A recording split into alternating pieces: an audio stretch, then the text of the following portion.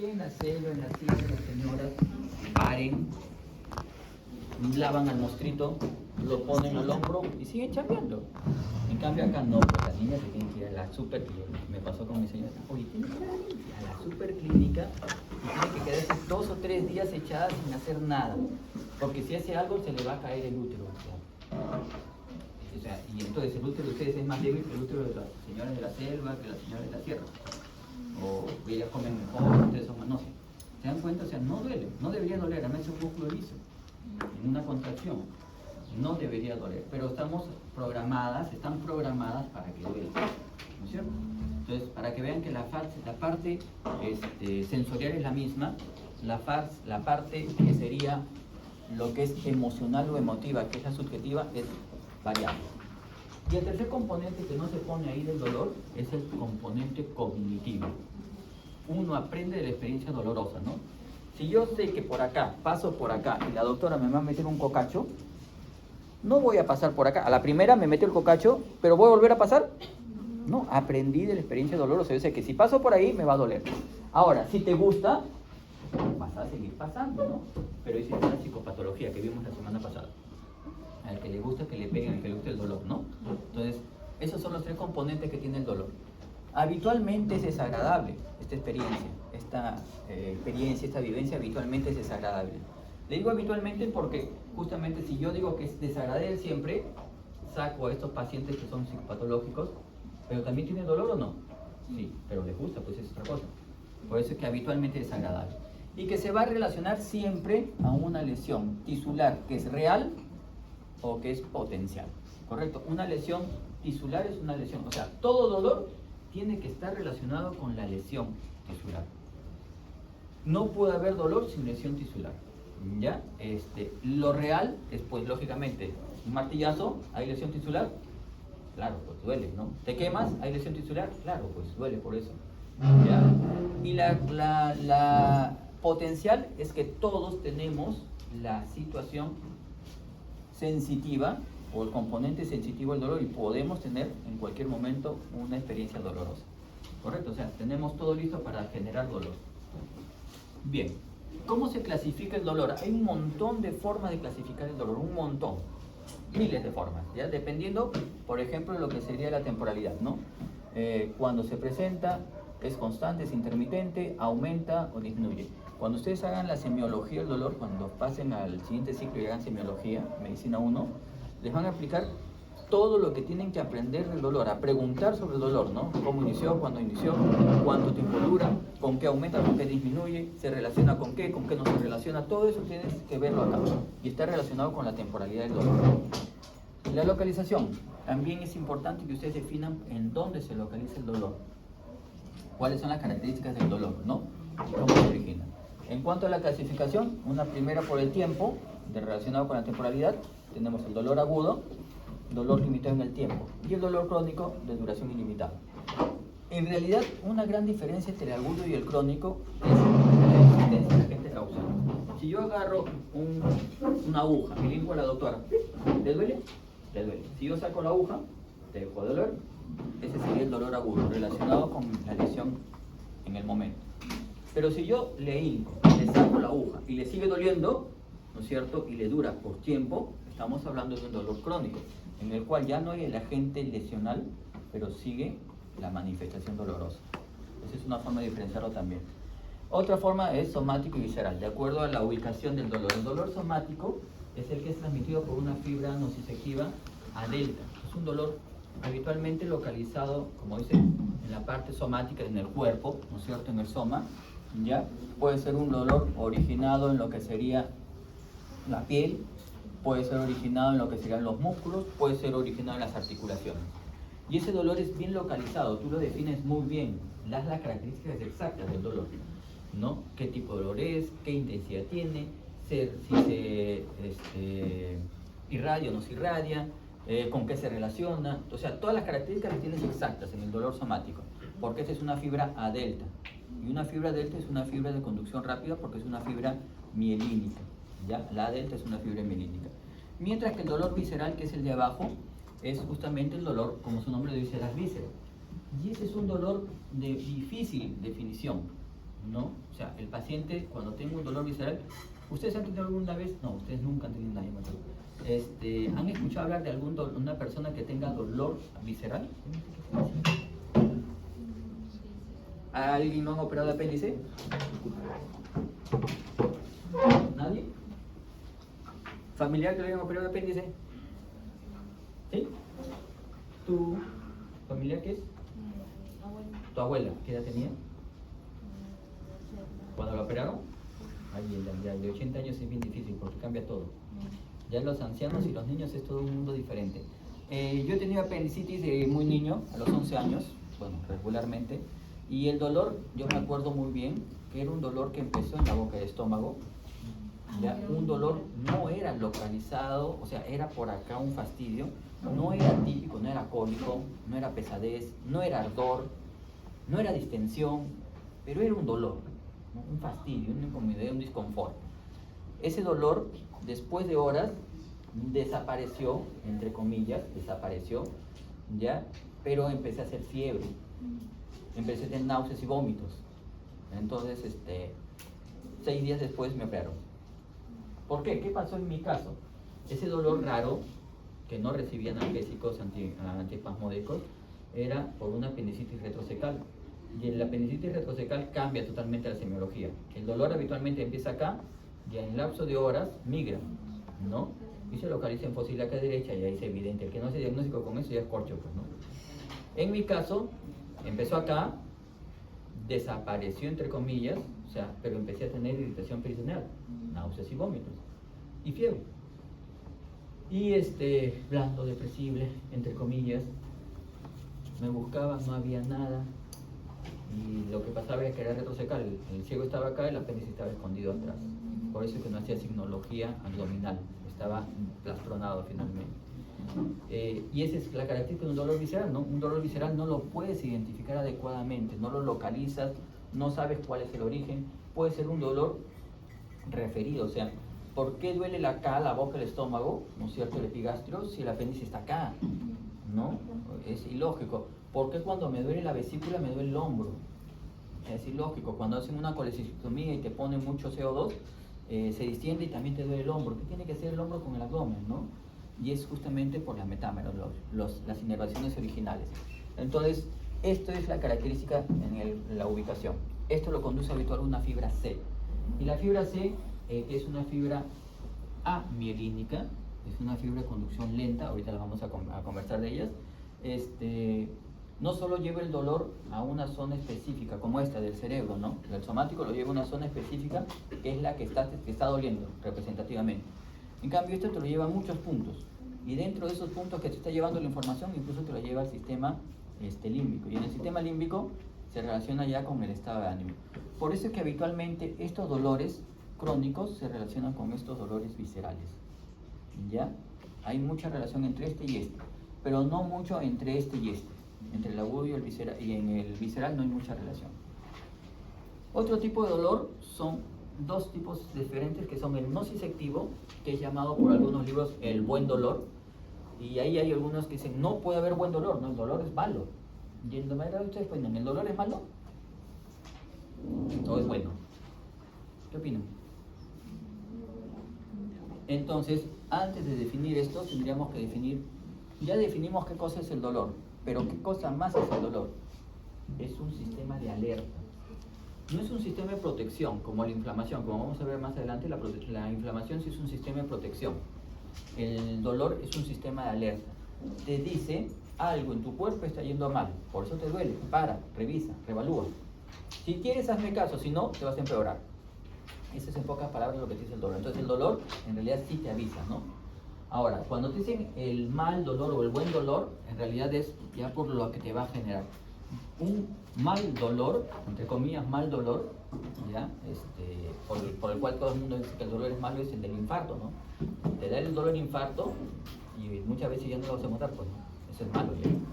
Pero antes de eso, yo estoy seguro que te deben haber dado angina.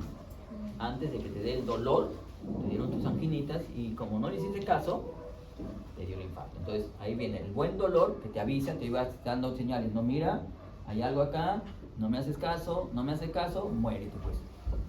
te mueres.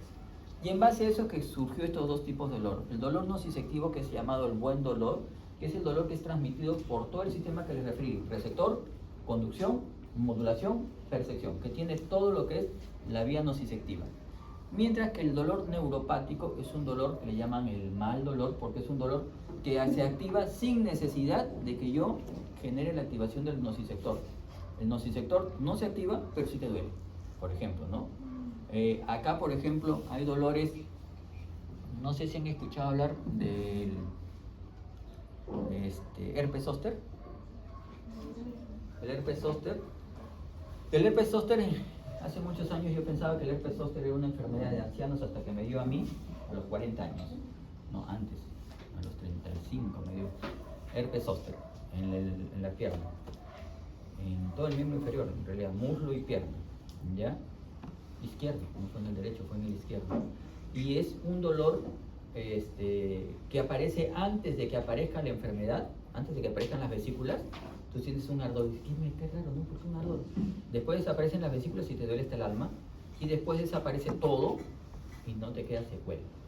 Pero en personas ancianas se ha visto que sí, que esta herpes zóster te deja a veces un dolor crónico, neuropático. Ya no está la lesión ahí, o sea, ya las vesículas se fueron, pero la lesión que te generó el virus te va a quedar y te va a durar casi para lo que te quede de vida. Ese es un dolor neuropático. El otro dolor neuropático, más o menos, es el del miembro fantasma. No sé si han visto personas que le han amputado alguna parte del cuerpo, ¿no? Le sacan la mano y le duele el dedo. Oye, que no tienes mano. Sí, pero me duele el dedo. Estás loco, pero ¿cómo te va a doler? Si no tienes mano, ¿cómo te va a doler el dedo? Ese es un dolor neuropático, ¿ya? Son dolores un poco raros. Este no es un dolor psicógeno, por si acaso. El psicógeno es otro cantar. El psicógeno es el dolor del paciente psiquiátrico, psicógeno, generado por una alteración psiquiátrica, que él dice que tiene dolor, pero no hay una explicación fisiológica, ni neuropática, ni nociceptiva, que genere dolor. ¿Correcto? Pero sí tiene dolor. ¿Te está mintiendo? No, no te está mintiendo. Él siente el dolor. Él percibe dolor. ¿Correcto? ¿Ya? ¿Cómo? Échatelas a buscar. Lo que vemos al otro lado, bueno, acá, para terminar esto de acá, hay algunos que los clasifican así, de acuerdo a la respuesta. Responde bien a opiáceos, dolores viscerales, dolores somáticos, ¿ya? Esta es una característica. Cuando ustedes quieran manejar un dolor visceral, habitualmente traten de usar un analgésico opiáceo. Ya un dolor visceral se maneja. Ojo, siempre y cuando ya tengan el diagnóstico, ¿no? No apaguen el dolor si no tienen un diagnóstico en el tubo digestivo. Y el somático, sí, responde muy bien, ¿no? Un ejemplo para dolor visceral que responde muy bien a opiáceos es, por ejemplo, el cálculo renal, la litesis renal. Es un dolor, dentro de los, ¿cuáles son los dolores más intensos que ustedes creen que hay? Ya no digan parto, ya dije que no es dolor. Cólico renal, uno de los dolores más intensos. Otro. ¿Perdón? No, el de la vesícula es una cosquilla. Parto, no, ya le dije que parto no es. Oído. Otitis. Otro. Ojo. De la esclera. ¿Ya? En realidad de la córnea. La lesión en córnea. Y el otro es el que casi nos ha dado a todos nosotros, ¿no? El de la pulpa dentaria. ¿Ya? De esos, ¿por qué son más intensos?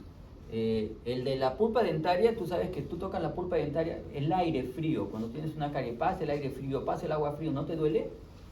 Si el agua la pones en cualquier otra parte de tu cuerpo fría, el aire no te duele, pero ahí pasa por esa zona y te duele. La córnea, ¿tú te has tocado la córnea? Para tocarte la córnea te tienen que anestesiar. Para medirte la presión intraocular te tienen que poner una gota anestesiándote, porque si no, no te pueden medir porque genera dolor.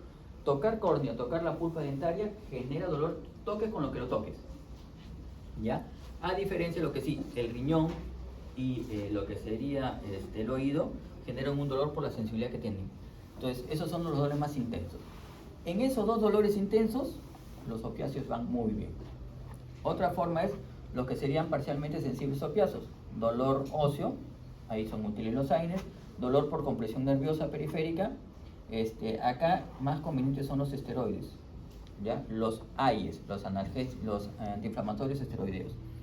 Y tenemos los que escasamente son sensibles a opiáceos, ¿no? Dolor por espasmo muscular, estriada, dolor por infiltración, destrucción de nervios periféricos. Estos responden más a fármacos que van a ir como coadyuvantes del dolor, ¿no? Los antidepresivos, los anticonvulsivantes. Incluso algunos dicen como regenerativos la vitamina B, ¿no? Entonces tú clasificas en cuanto a lo que sería la respuesta al opiáceo. Los que no responden, los que más o menos y los que responden bien. Lógicamente que acá tienes una gama muy amplia de dolores, ¿no? Porque tienes todos, los viscerales y los somáticos, todos. Pero entonces acá tú tienes que decidir de acuerdo a lo que sería una escalera o una escala analgésica, que la vamos a terminar viendo al final de la clase, pero igual acá lo puedes ir viendo, ¿no es cierto? Dolor leve a moderado, dolor moderado a severo, dolor severo muy grave. Y los tratamientos que están son los de arriba, ¿ya? Entonces de repente el opioide acá no es el adecuado en este dolor leve, ¿ya? Y sí, un AINE con lo que sería un coadyuvante podría ser una alternativa, o el AINE solo quizás puede funcionar. Conforme tú vas subiendo la intensidad del dolor, tienes que ir subiendo lo que sería la intensidad también farmacológica. Pero también como va subiendo la intensidad farmacológica, como la paciente que vimos al inicio, suben los RAM. Entonces, tener cuidado con eso. Bien, los coadyuvantes analgésicos son fármacos que por sí solos no generan analgesia, ¿ya? Pero por su mecanismo de acción en la transmisión del potencial de acción, te van a generar un efecto que van a sumar al analgésico y van a hacer un sinergismo muy bueno, ¿ya? Entonces, pero son administrados con analgésicos convencionales porque contribuyen justamente por mecanismos, ¿no? Son fáciles de utilizar, de inicio de acción más lento, precisan una escala o dosis controlada y producen diferentes efectos adversos. El único problema justamente de estos coadyuvantes son estos. Bueno, el problema más serio, ¿no? Que los hemos visto. Los coadyuvantes que vamos a usar, o que van a usar ustedes en analgesia, son justamente los que hemos visto, o los que han visto de repente también como anticonvulsivantes, ¿no? Los han visto como antipilépticos, anticonvulsivantes, y los hemos visto también como antidepresivos, ¿no? Los antidepresivos también se utilizan acá, que lo vimos la semana pasada. Y una de las últimas cosas que le dije, los antidepresivos, de los fármacos, en realidad de los psicotrópicos que le dije, que tienen un montón de interacciones. Y no solo eso, sino que tienen un montón de RAM, porque inhiben reabsorción o recaptación de noradrenalina, serotonina, o de ambos, y eso genera, o de dopamina, y eso genera en el sitio de efecto bueno, pero por fuera de los sitios de los neurotransmisores, generan los RAM. Y ahí justamente viene este problema. Entonces, estos fármacos polivalentes, ya les había dicho, antidepresivos, agonistas de los receptores alfa-adrenérgicos, los cannabinoides, los anestésicos locales, los compuestos tópicos, ¿ya? Y acá están los ejemplos. Tengo para el dolor neuropático los anticonvulsivantes, inhibidores de captación de NMDA, lo que sería inhibidores de captación de GABA, bloqueante de los canales de sodio, y como coadyuvantes, ¿no es cierto? Estos son analgésicos como coadyuvantes, relajantes musculares, benzodiazepinas, lo que serían glucocorticoides, inhibidores de lo que sería osteoclásticos. En realidad, como te das cuenta, ninguno de estos por sí solos van a generar analgesia, pero sí te van a generar un efecto sumado al producto en superior. En cuanto a los AINES, que son otro grupo de analgésicos muy buenos, estos antiinflamatorios no esteroideos, se caracterizan porque son diferentes familias farmacológicas con el mismo mecanismo de acción, pero con selectividad por diferentes características de la hormona ciclooxigenasa. Los que inhiben la COX-1, los que inhiben la COX-2, los selectivos, y los que son básicamente los mejores, ¿no? Estos son preferentemente selectivos y estos son selectivos.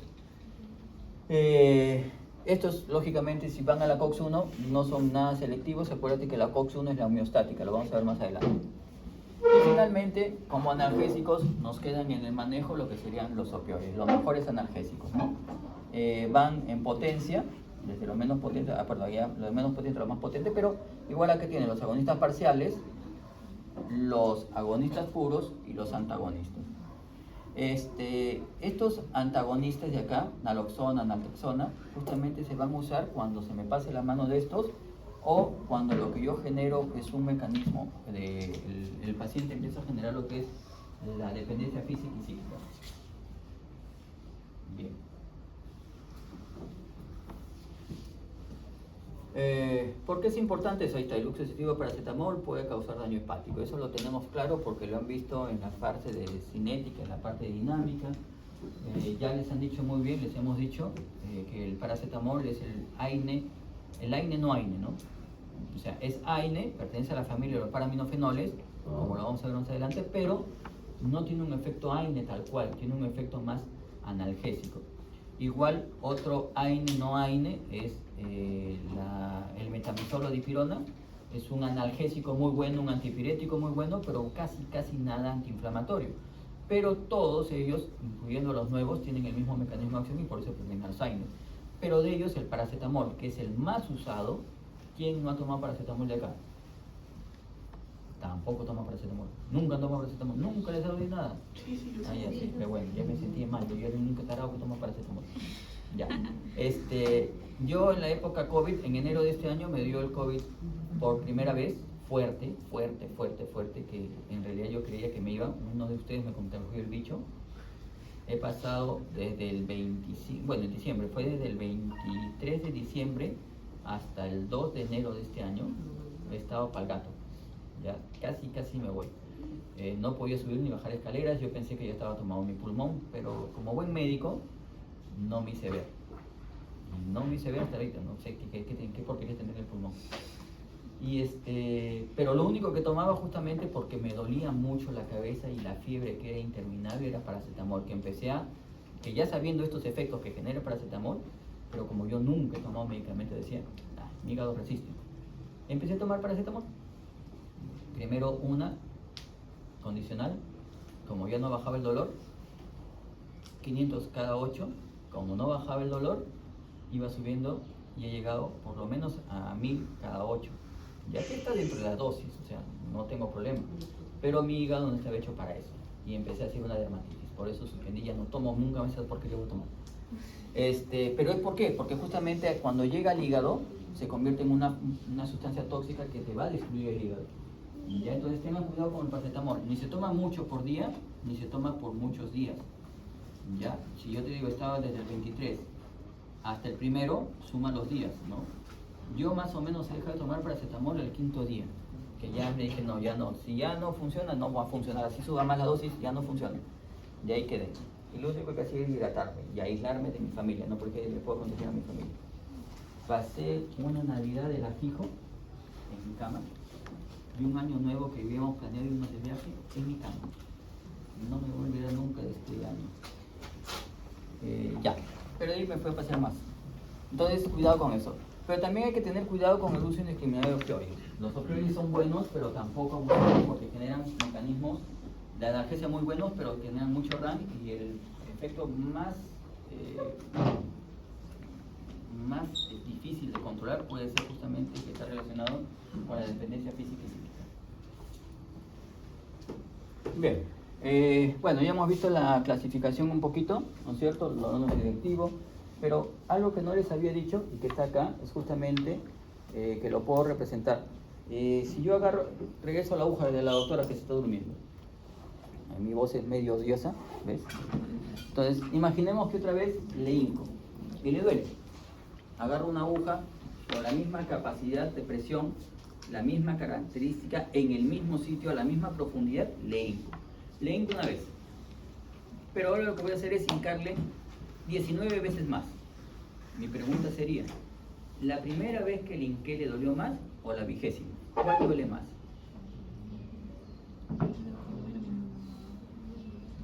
¿Cuál creen que duele más? Las 19 restantes han sido igualitas, en el mismo sitio, con la misma aguja, con la misma presión, la misma profundidad, la misma intensidad, todo igualito, a la primera vez. O sea, las 19 restantes han sido igualitas a la primera vez en todas las características de presión, profundidad, todo igualito. La primera. ¿Cuál debería doler más? ¿O todas duelen igual? ¿O duele más la primera? La primera le duele más, porque es la primera experiencia dolorosa, ¿creen? Y eso se relaciona justamente con esta parte de acá, ¿no es cierto? La primera generó inflamación, pero la 20ª, mucho más inflamación. El cambio inflamatorio es mayor y cuando la inflamación sube, lo que sería el umbral doloroso cae, justamente por el depósito de hidrogeniones, por el depósito de potasio. Entonces, el umbral doloroso va a caer y cualquier estímulo va a hacer que se active más rápido el dolor. por ende la 20ª debería doler más, de acuerdo a esa característica, ¿ya? Y es por eso que justamente también tienes lo que serían los dolores inflamatorios, que son un poco más difíciles de manejar, ¿no? La sensibilidad se incrementa debido a la respuesta inflamatoria asociada al daño tisular. Esto es lo que pasa, ¿ya? Acuérdense, el dolor va a ser mayor cuanto más inflamación haya. En realidad lo que te hace que te duela es la inflamación. Y eso explicaría por qué los antiinflamatorios que hemos visto en la diapositiva anterior serían analgésicos, porque si no, no tendrían razón, no serían lógico, ¿no? Que un antiinflamatorio te quite el dolor, ¿cómo? No hay lógica. Pero si un antiinflamatorio te quita la inflamación y la inflamación es la que causa el dolor, ahora sí tiene la lógica, ¿correcto? Los esteroides, los corticoides, ¿no? Mi esposa es odontóloga y hace muchos años antes, cuando la conocí, cuando ella estaba interna de odontología, ella agarró y me preguntó, yo estaba recién terminando era primer año de medicina, y mi esposa me pregunta, me dice, tú que eres médico, me dice, ¿los corticoides son analgésicos? Ay, le digo, ¿cómo vas a preguntar eso? Eres tonta. Le digo, ¿cómo va a ser analgésico? El corticoide es un antiinflamatorio, muy bueno, pero no es un analgésico, ¿no? Y ella se rió de mí. Porque sí son analgésicos, porque disminuyen la inflamación. O sea, ella sabía un poco más de fisiopatología, pero ella la vio en la boca, nada más, ¿no? Entonces ella, no, pero yo cuando administro en la boca disminuye la inflamación y el dolor desaparece, me dijo. Y tenía razón. En la boca tiene un buen mecanismo, porque acuérdate que la encía está a presión. Cuando tú disminuyes la hinchazón, disminuye el dolor, es lógico, ¿ya? Y eso es la misma explicación que yo les podría dar para los AINES en el resto del cuerpo. Bueno, esto ya lo hemos visto, hay un dolor mixto, que es una combinación, pero en realidad esto ya no me interesa mucho. Vamos avanzando. Bien, ahora sí nos vamos un poquito más metiéndonos al dolor, ¿ya? Vamos a ver un poquito más del dolor, después vamos a ver un poquito más de la inflamación, y de ahí ya vamos terminando la parte farmacológica, que si tú entiendes la fisiología y la fisiopatología, entiendes lo que sería la farmacología.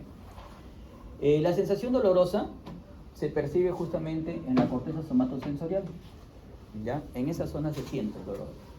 Tú te destruyes el tejido acá, pero el dolor se siente acá. Si yo corto la conducción, no debería haber dolor.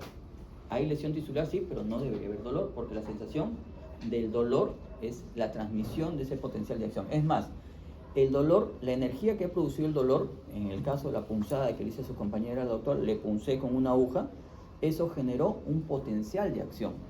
Ha sido transformada la energía de destruir el tejido en un potencial de acción. Y ese potencial de acción es el que va a ser transmitido. Yo no transmito el dolor, yo transmito la energía, se convirtió en un potencial de acción y conduzco el potencial de acción hasta mi zona somatosensorial, que es la opuesta a donde se percibió, ¿no es cierto? A donde se recibió, perdón. Entonces, para hacer eso, justamente lo que pasa es que nosotros tenemos vías, la vía nociceptiva. Y ya les había comentado algo, esa vía nociceptiva arranca justamente en el receptor, y tenemos dos tipos de receptores importantes nociceptivos. Tenemos el nociceptor A delta y el nociceptor C. El nociceptor A delta es el nociceptor que te lleva la información rápido, muy rápido. Ahorita vamos a ver las interneuronas que hay ahí.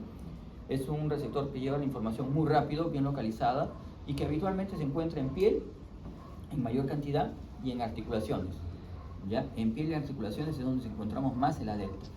Mientras que el C, que es una fibra amielínica, se encuentra más a nivel visceral. No significa que en la piel yo no tenga nocicepción C, sí tengo, pero tengo mucho más A delta. Tampoco significa que a nivel visceral no tenga nocicepción A delta, sí tengo, pero muy poquita, por eso la transmisión es más C. Estos nociceptores en realidad son terminaciones nerviosas. ¿Ustedes se acuerdan de las terminaciones nerviosas? Hay dos tipos de terminaciones nerviosas. Las terminaciones nerviosas libres y las terminaciones nerviosas modificadas. Las modificadas, ¿se acuerdan? Krauss, Batter-Pacini, Ruffini. ¿Para qué eran esas? Presión, calor, temperatura, ¿no? Pero solo habían dos que transmitían termoalgesia, térmica y dolor, que eran las terminaciones nerviosas libres. Y se llaman libres porque justamente no son modificadas, pues por eso hay dos. Las modificadas que tienen una estructura que les ha cambiado esta disposición y estas que son las libres.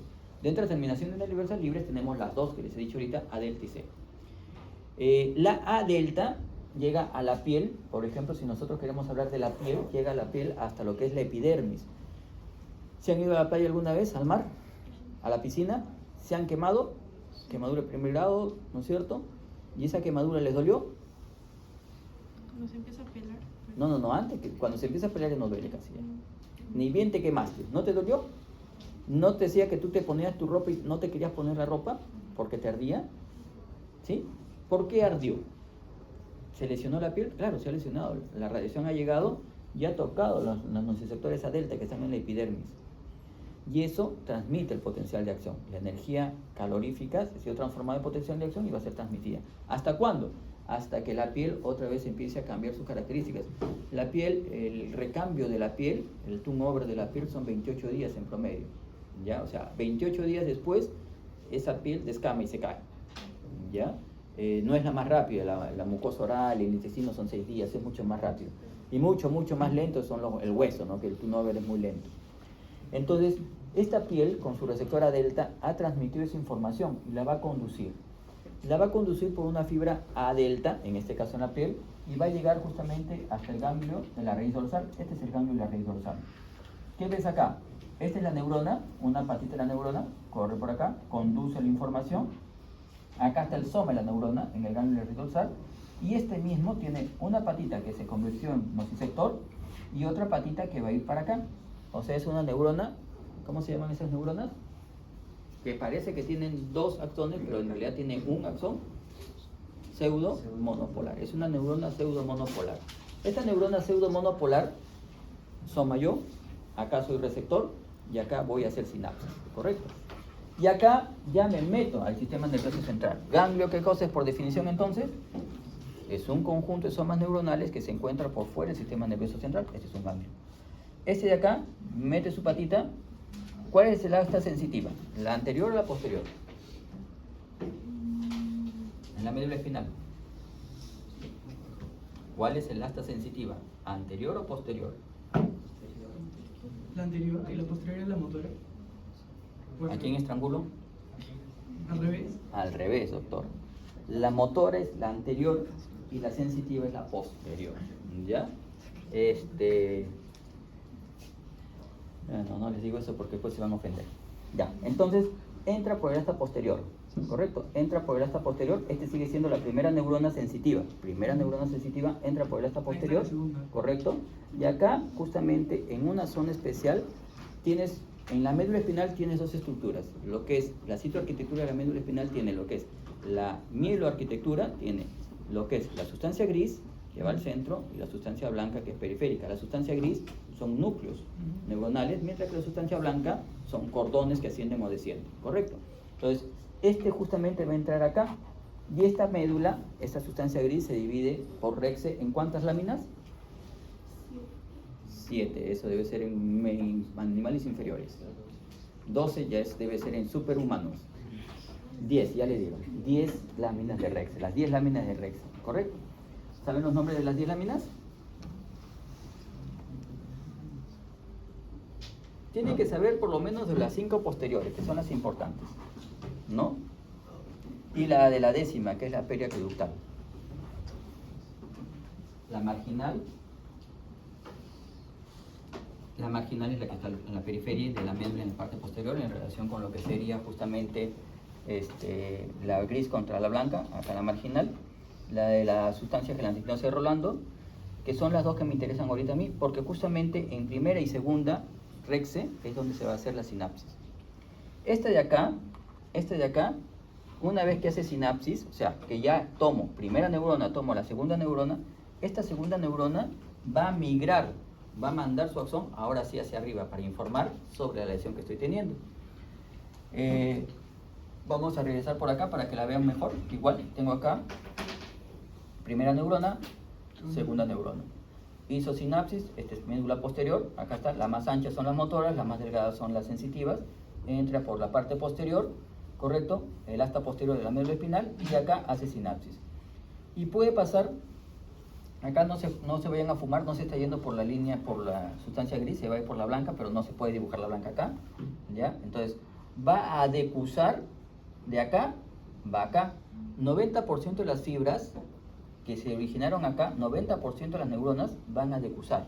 90% de la información que vino por acá va a decusar. 10% va a ir por el ipsilateral, el mismo sitio. ¿Ya? Eso es también importante que lo conozcan, porque cuando lleguen a la terapia del dolor quirúrgica, una terapia es, si esto es lo que duele, acá es donde hago sinapsis, ¿no es cierto? ¿Qué podrías hacer si el dolor no cede con ningún tratamiento médico? ¿Qué cortarían? Los cordones posteriores, pues.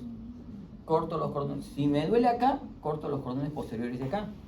Y con eso se supone que como estoy cortando la información que está llevándose hacia arriba, no debería haber dolor. Correcto, en un dolor no cisectivo. Perdón, en un dolor que es neuropático. Yo cortaría acá y corto las vías ascendentes. Correcto. Entonces, pero eso no funciona porque justamente solo el 90% sube por acá y el 10% sube por el ipsilateral. Entonces tú vas a cortar el dolor 90%, 10% todavía va a seguir informando dolor. Esa es la falla en las técnicas quirúrgicas. Pero bueno, seguimos. Esta va a decusar. Y va a decusar buscando justamente los haces. Si son haces que arrancan en la médula espinal y se van al tálamo, son los espinotalámicos. Esos haces espinotalámicos hay dos versiones importantes, lo que es el neoespinotalámico y el paleoespinotalámico. El neo, como su nombre lo dice, es nuevo, el paleo, su nombre lo dice, es antiguo, el más rudimentario. Este tiene que ir por el neo. El neo, en realidad, es el haz espinotalámico lateral y el paleo es una mezcla de todos, porque van diferentes informaciones, van a subir por el paleo. Entonces, el haz espinotalámico lateral es el que va a ascender y se va a ir, como su nombre dice, desde la porción que entró hasta el tálamo, ¿correcto? Se va a ir hasta el tálamo. El haz espinotalámico lateral va a ascender, llega al tálamo otra vez hace sinapsis, encuentra qué neurona, era primera, segunda, en el tálamo la tercera, y del tálamo va a disparar a la corteza somatosensorial, ya del mismo lado donde estaba ascendiendo, para generar la información dolorosa, ¿correcto? Ese es el haz neoespinotalámico, que viene justamente de lo que sería el espinotalámico lateral, no el ventral. El ventral es el que va a llevar la información visceral. ¿A qué núcleo del tálamo llega? ¿Cuáles son los núcleos sensitivos del tálamo? El dorso lateral y el dorso medial, ¿correcto? El dorso lateral y el dorso, depende de qué información lleve. Si yo doy información del cuello hacia arriba, sensitiva, o si doy información del cuello hacia abajo, sensitiva. De la medial para la cara y la lateral para el cuello.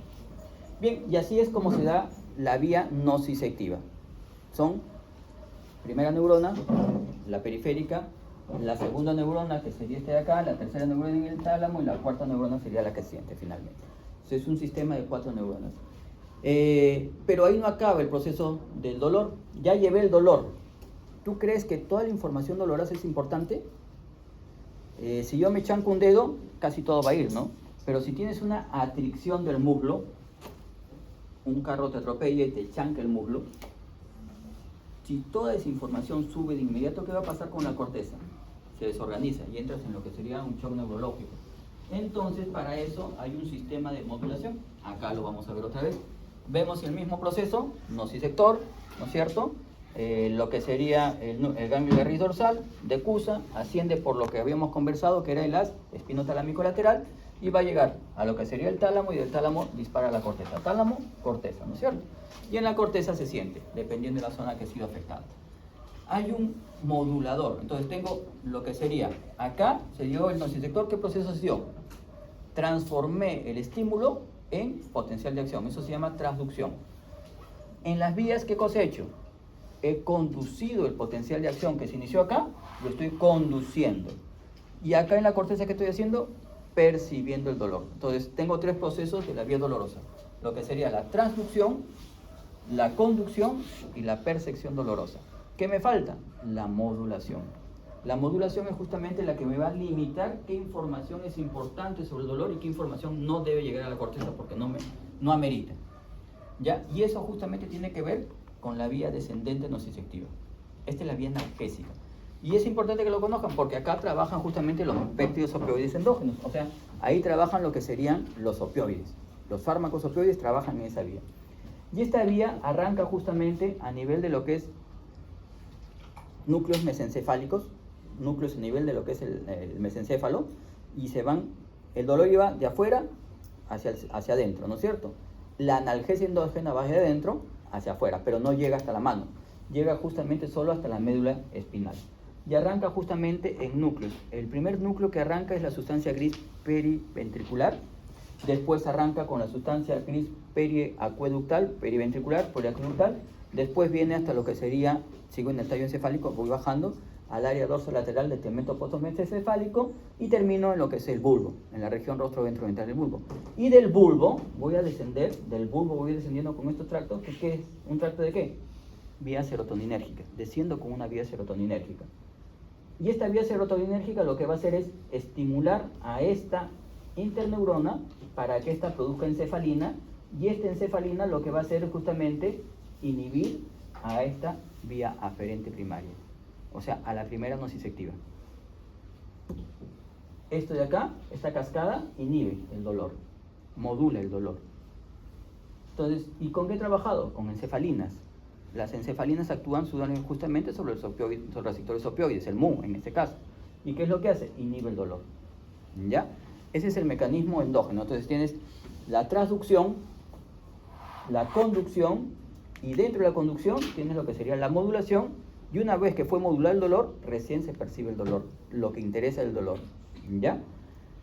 Bien, esta vía, si ustedes se dan cuenta, tiene también serotonina primero, que es importante. Si yo tengo más serotonina acá, habrá más estímulo a esa neurona, ¿no es cierto? Sí. Entonces, inhibidores de la recaptación de serotonina participarán acá. ¿Se acuerdan que hemos visto la semana pasada? Inhibidores de recaptación son analgésicos. ¿Se dan cuenta? Ahora entienden por qué son coadyuvantes. Las encefalinas mismas, los opioides, ¿van a ser analgésicos? Claro, porque van a estar acá. Entran y van a inhibir esta información que está llegando. La información dolorosa la van a inhibir. Correcto. La norepinefrina, por ejemplo, también tiene un efecto inhibitorio porque va a estimular la producción de una sustancia que llama la sustancia P, que es analgésica. La sustancia P es analgésica. Entonces, ¿qué pasaría en este caso? Si yo genero, lo han visto en anestesia local. ¿Han visto anestesia? Me dijeron, ¿no es cierto? ¿Vieron anestesia? ¿Anestesia espinal? ¿Han puesto, no han hablado de anestesia espinal? Lidocaína en el espacio subaracnoideo, ¿sí? Lidocaína con epinefrina o con un alfa agonista. ¿No han hecho eso? Tienen que haber hecho, pues, sino que ustedes no han escuchado. ¿Por qué es importante eso? Porque justamente va a actuar acá como si la norepinefrina, la adrenalina o un alfa adrenérgico. ¿Qué es lo que va a hacer? Estimular sustancia P, y por eso es que también esos anestésicos se convierten en analgésicos muy buenos. ¿Se dan cuenta? Inhibidor de la captación de noradrenalina. ¿Será bueno acá? Claro, ¿no lo hemos visto la semana pasada también? Por eso es que es importante que conozcan ustedes. No he perdido mi tiempo ahorita porque ya toda la parte farmacológica está acá. Todo lo que yo te diga, este es un inhibidor de serotonina, es un cofármaco en el dolor, ya lo sabes por qué. Este es un inhibidor de noradrenalina, es un cofármaco en el dolor, también lo saben por qué, porque está modulando lo que es la sustancia P. Este de acá estimula lo que serían las encefalinas o es un agonista del receptor MU, ya saben por qué es analgésico, porque trabaja acá, en ese sistema, inhibe la información sensitiva. Y es por eso que estos son los mejores analgésicos. Los agonistas MU son los mejores analgésicos, son muy, muy buenos, pero son muy buenos en el dolor, pero tienen un montón de errores, ¿no es cierto? Es esto lo que se ve acá, justamente, esa parte final, ¿no es cierto? Donde ustedes ven la transmisión del dolor hacia arriba y la modulación que se va a dar a través de los receptores, básicamente el receptor MU. Empezamos entonces un poquito viendo lo que serían estos receptores, y acá les hablo de los receptores. Receptor subtipo MU, delta y kappa. Función, analgesia espinal, supraespinal, sedación, depresión respiratoria, el MU, y disminuye el tránsito intestinal.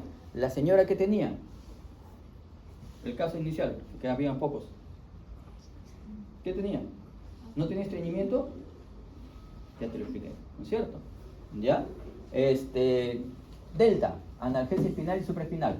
Y el kappa, analgesia espinal, supraespinal, efectos psicomiméticos, disminuye el tránsito intestinal.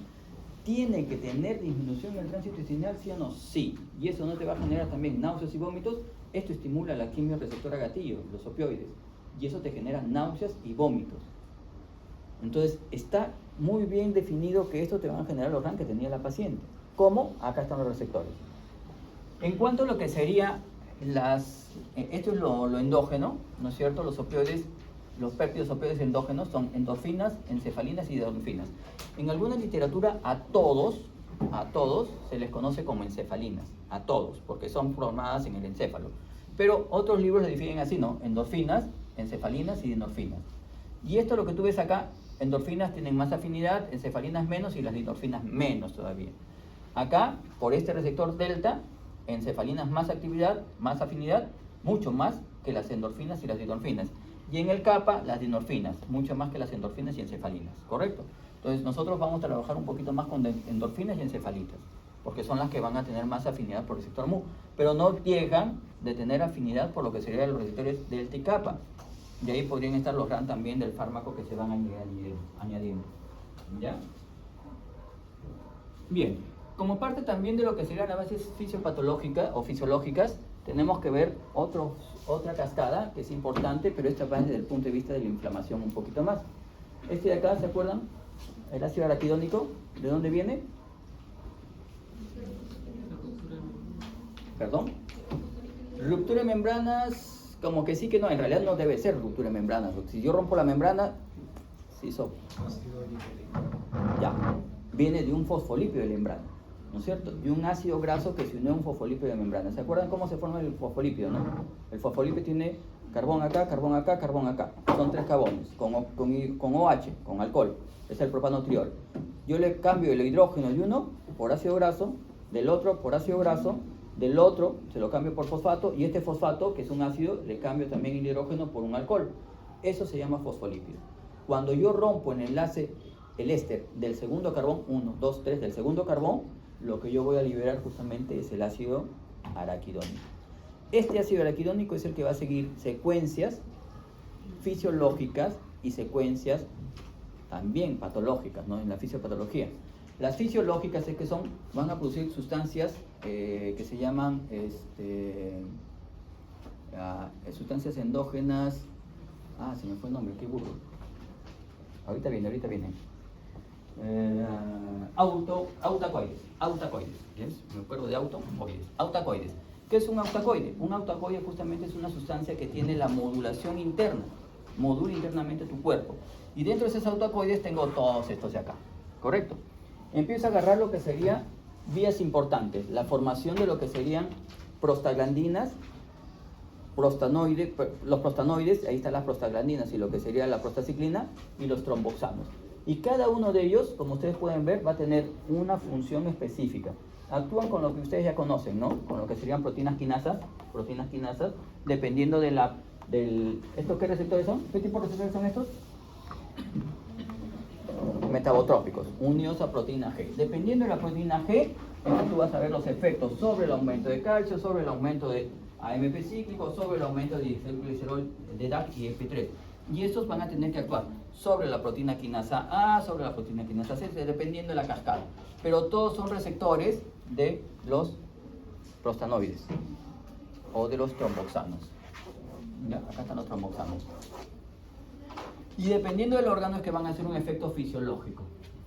El problema viene cuando esa concentración cambia. Y cuando cambia el modulador, que sería acá la COX, la COX-1 lo conviertes en COX-2, que es la proinflamatoria, ya que habitualmente es proinflamatoria, pero en ciertos órganos es homeostática, pero habitualmente es más inflamatoria. Y eso es lo que te va a generar justamente, ¿no? La cascada de inflamación aguda de la respuesta, que se da por una cascada que es humoral, o sea, a raíz de lo que serían estos prostanoides que hemos visto. Por ejemplo, mira, los signos característicos de la inflamación, lo que era el dolor, rubor, hinchazón, impotencia funcional, se han dado por la vasoconstricción, por el tromboxano 2, los receptores de cis-leucotrienos, la vasodilatación por la prostaglandina 2, por D2, la prostaglandina 1, la prostaglandina 2, la permeabilidad vascular por los cis-leucotrienos, la quimiotaxis, la adhesión por el leucotrieno B4. Entonces, todos estos que hemos formado en la diapositiva anterior, relacionada con el ácido araquidónico, todos ellos van a generarte una cascada, que te van a llevar a lo que sería la lesión crónica del órgano, en una inflamación crónica, ¿no es cierto? La destrucción, o también podríamos empezar a hacer una remodelación, lo que sería regresar, tratar de hacer una reparación o cicatrización. Hay dos diferencias, ¿no? Una es cicatrizar, reemplazas el tejido que había normalmente por un tejido colágeno que ya no es funcional, y la otra es la reparación, en el cual tú vas a reemplazar el tejido por un tejido nuevo, pero funcional, igual al que había antes. Y para eso yo tengo que hacer estos signos de resolución de la inflamación, que son muy importantes. La inflamación finalmente es eso que ustedes ven ahí. Hay una historia antigua, desde muchos años atrás se conocía, de ahí he sacado este dibujito, ¿no? Las características de la inflamación: el calor, el rubor, la tumefacción, el dolor y lo que sería la impotencia funcional. Desde ya el papiro de Eber se conocía sobre la inflamación. ¿Pero qué cosa es la inflamación? Ahí lo ven, rapidito nomás. Tú puedes definir la inflamación, ¿correcto? Etimológicamente viene del latín inflamatio o del griego phlogosis, pero ambos derivan de lo que sería hacer fuego. La inflamación es un mecanismo de defensa inespecífico, es un proceso vital que solo lo tienen los cuerpos vivos, es un proceso dinámico porque implica la actividad de células, de parte vascular y de metabolitos de estos, ¿no? Procesos metabólicos y humorales. Entonces es un proceso dinámico. Es un proceso que se da en organismos pluricelulares. Las bacterias los inflaman, que es caracterizado en el tejido vascularizado pero conectivo vascular.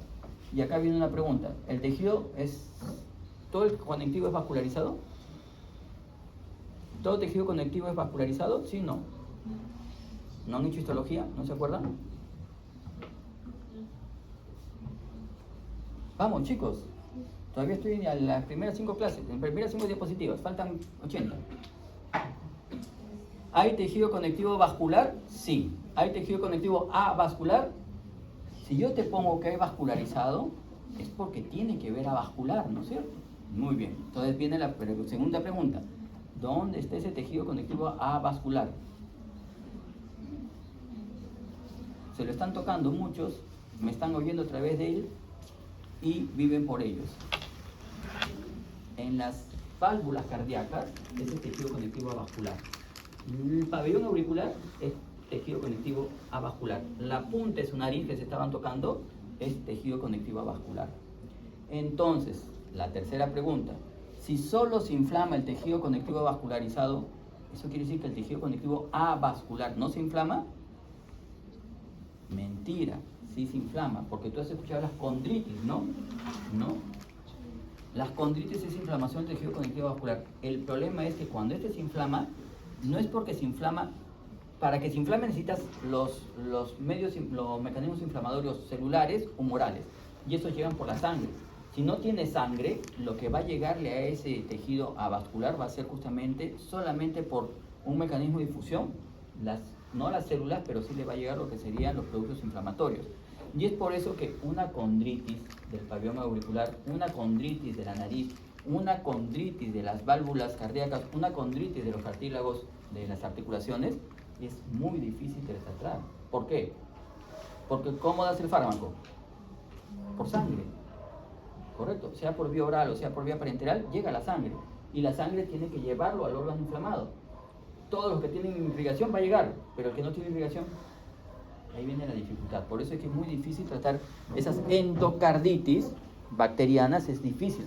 Manejas la bacteria, pero no manejas la inflamación, o sea, no manejas la destrucción de la válvula. Bien, es frecuentemente beneficiosa. ¿Por qué? Porque es un mecanismo de defensa, pues mientras que sea defensa es beneficiosa. Pero ¿cuándo es malo?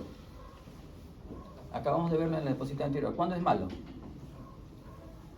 Cuando te destruye, pues cuando es una inflamación no modificada o no regulada. La señora que entró, ¿qué tenía? La señora de la primera diapositiva, ¿qué tenía? Artritis reumatoidea. ¿La artritis no es una enfermedad inflamatoria? Sí. ¿Ahí es buena? No, ahí es mala. La tuberculosis, ¿por qué se generan las cavernas? Una reacción inflamatoria, ahí es malo porque se come el pulmón. En la cirrosis, ¿por qué se malogra el hígado? La inflamación. Entonces, hay situaciones en las cuales por eso frecuentemente es bueno, pero no siempre es bueno. Esto se debe a una injuria. Esta injuria genera un daño tisular. Ese daño tisular esta injuria puede ser de origen endógeno, y ahí está relacionado con las enfermedades autoinmunes, diabetes, artritis reumatoidea, lupus eritematoso y todas las que ustedes conozcan, o exógena, mecánica, física, química, biológica. Las infecciones generan inflamación, claro, acá están biológicos. La hincada que le dice a la doctora que sigue durmiendo, ¿produce inflamación? Claro, produce inflamación, es mecánica, ¿no? El sol que les quemó la espalda, ¿produce inflamación? Claro, acá está. Si les cae un químico, un ácido, un alcalino en la piel, ¿no les produce inflamación? Claro, ahí están las causas. Y el objetivo de la inflamación, ¿qué cosa es? El objetivo final es justamente favorecer por todos los mecanismos la fagocitosis. O, si no se puede fagocitar, por lo menos focalizar el foco inflamatorio. Entonces, ¿serían buenos los antiinflamatorios?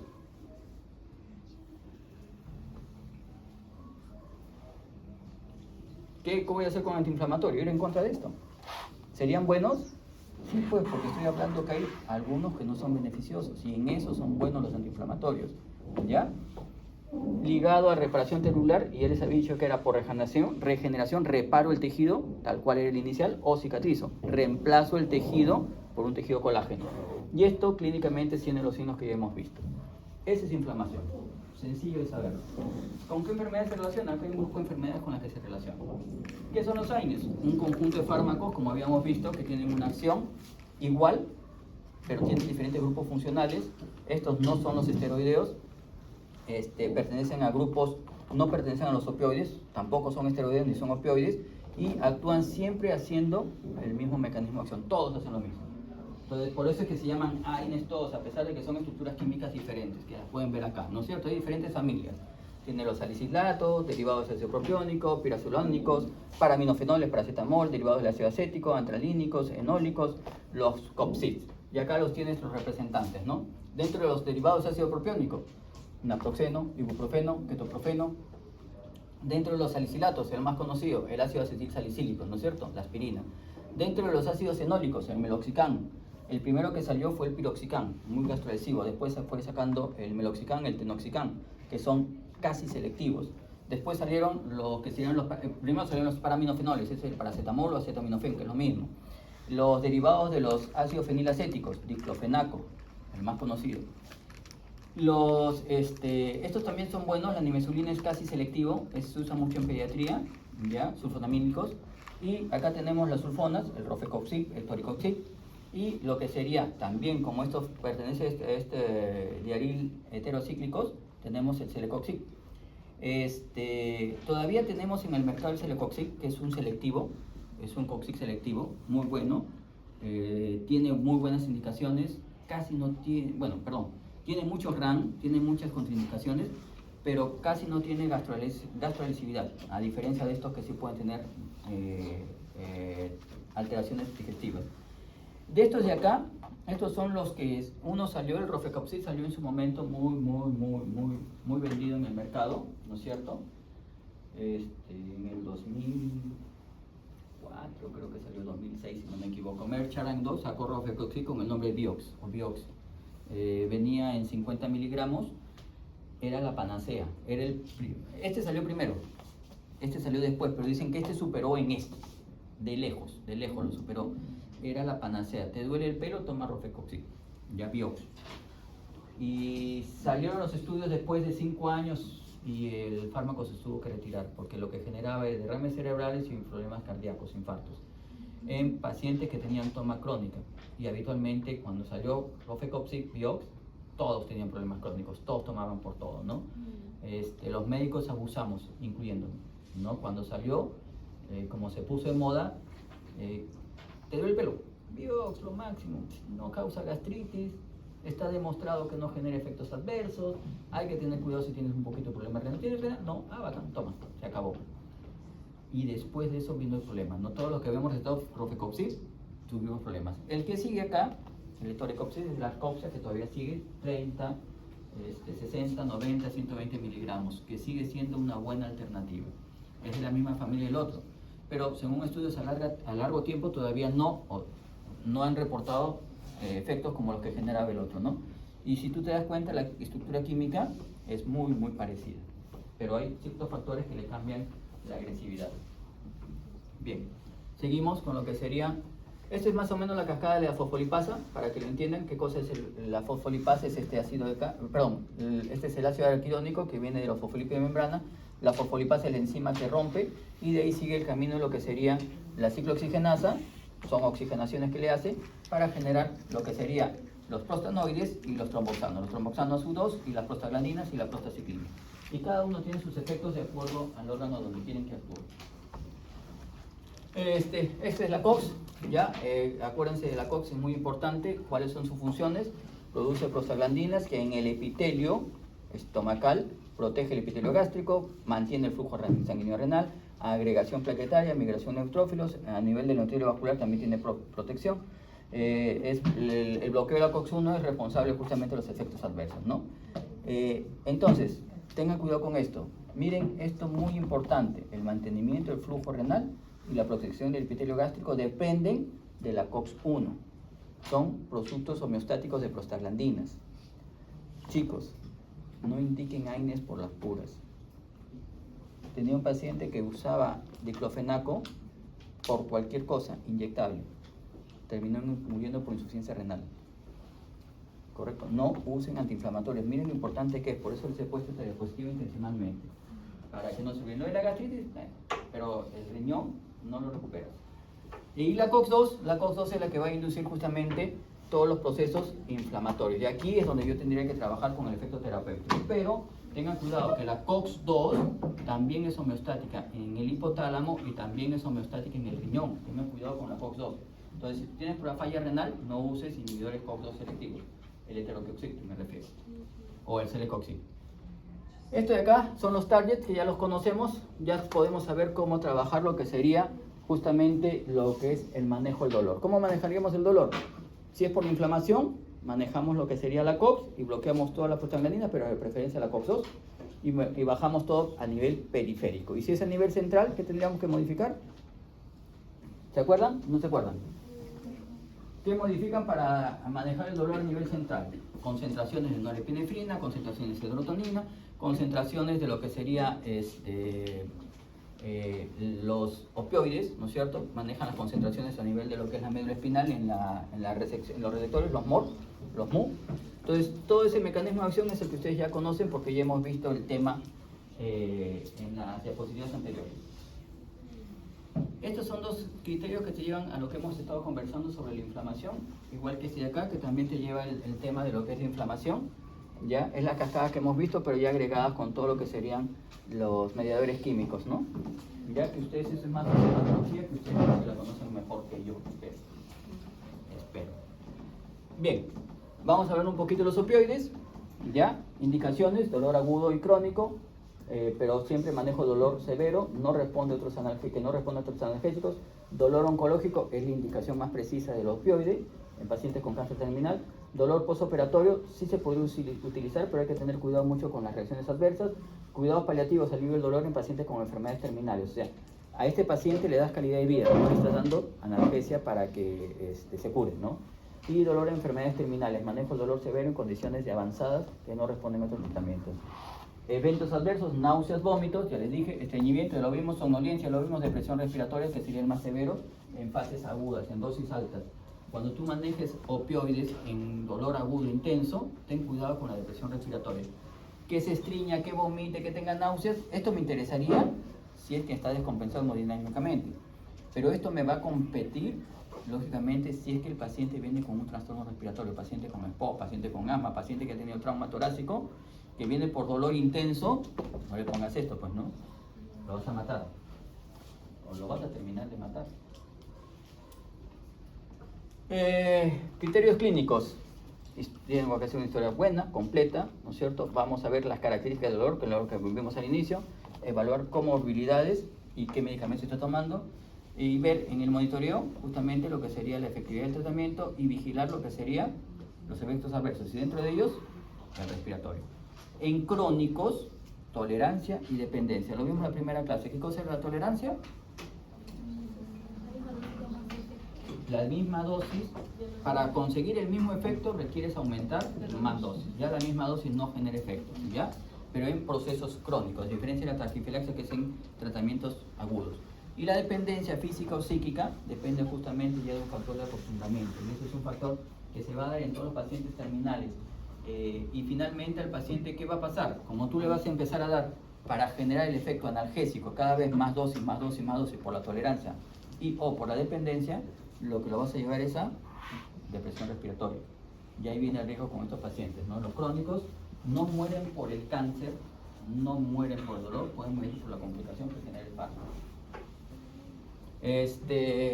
Criterios de laboratorio: hay que evaluar las pruebas de función hepática por el metabolismo, hay que valorar la función renal, correcto, es muy importante justamente ajustar dosis si hay trastorno en la la filtración glomerular, y el monitoreo regular, lo que sería los parámetros metabólicos completos, lo que incluye el electrolito, glucosa, proteínas, el estado metabólico del paciente es muy importante. Para ello, esos criterios: la función hepática, como hemos visto ya, transaminasas, la función renal, lo que sería creatinina y la tasa de filtrado glomerular, y lo que serían estas evaluaciones para evitar justamente el uso, en realidad el abuso del fármaco.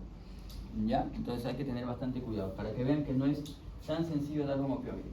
En fase aguda creo que no genera mucho, salvo lo que sería la primera fase, ¿no? Indicaciones: dolor moderado, dolor inflamatorio, dolor dental, dolor, cefaleas. En realidad el de leve a moderado es para los AINES, fiebre, los AINES, inflamación, los AINES, dismenorrea, los AINES, ¿no? Eso es todo para AINES. ¿Cuál es el problema de los AINES?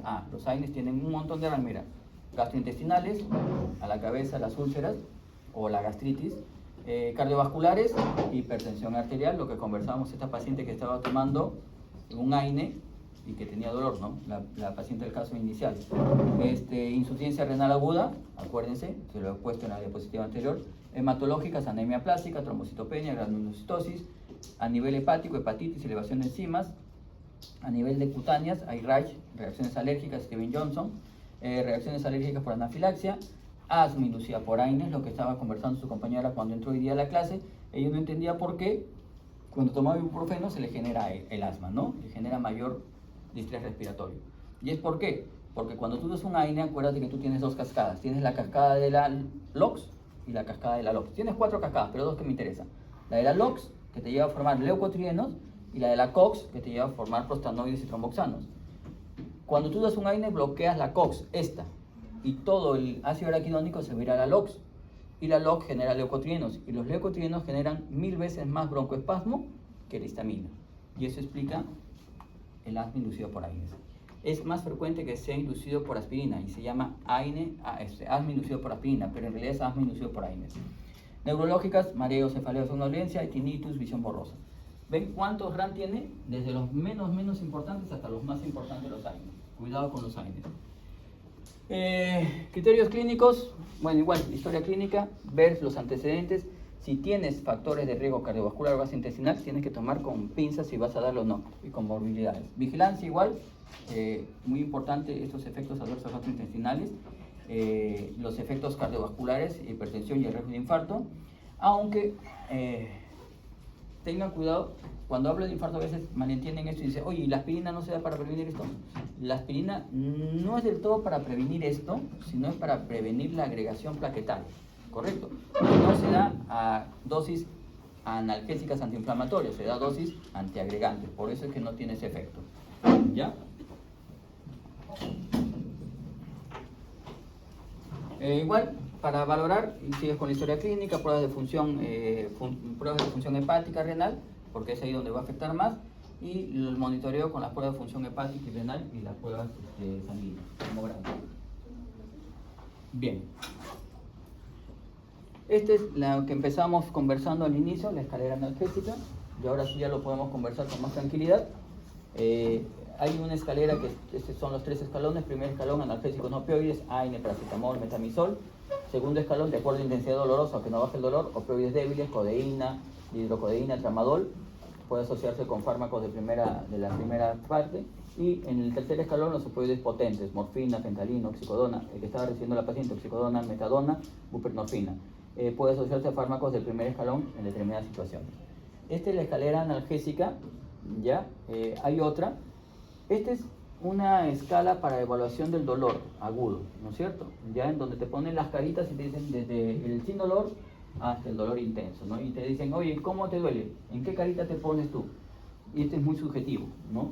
El otro que te dicen es el de los números, del 1 al 10, 10 máximo dolor, 1 sin dolor, o del 0 al 10, y también es muy subjetivo, o sea, El dolor en realidad es muy difícil valorarlo por la intensidad, es bien difícil valorarlo, porque depende de la subjetividad del paciente. Igual acá, ¿no? Este es lo que se hace en cuanto a eficacia, es un estudio de eficacia analgésica y seguridad del dolor preoperatorio asistido con ibuprofeno intravenoso. Sí, es bueno, pero veamos. Bien, entonces, esta es la eficacia relacionado con lo que serían los AINES. ¿Cuáles son los efectos de los AINES?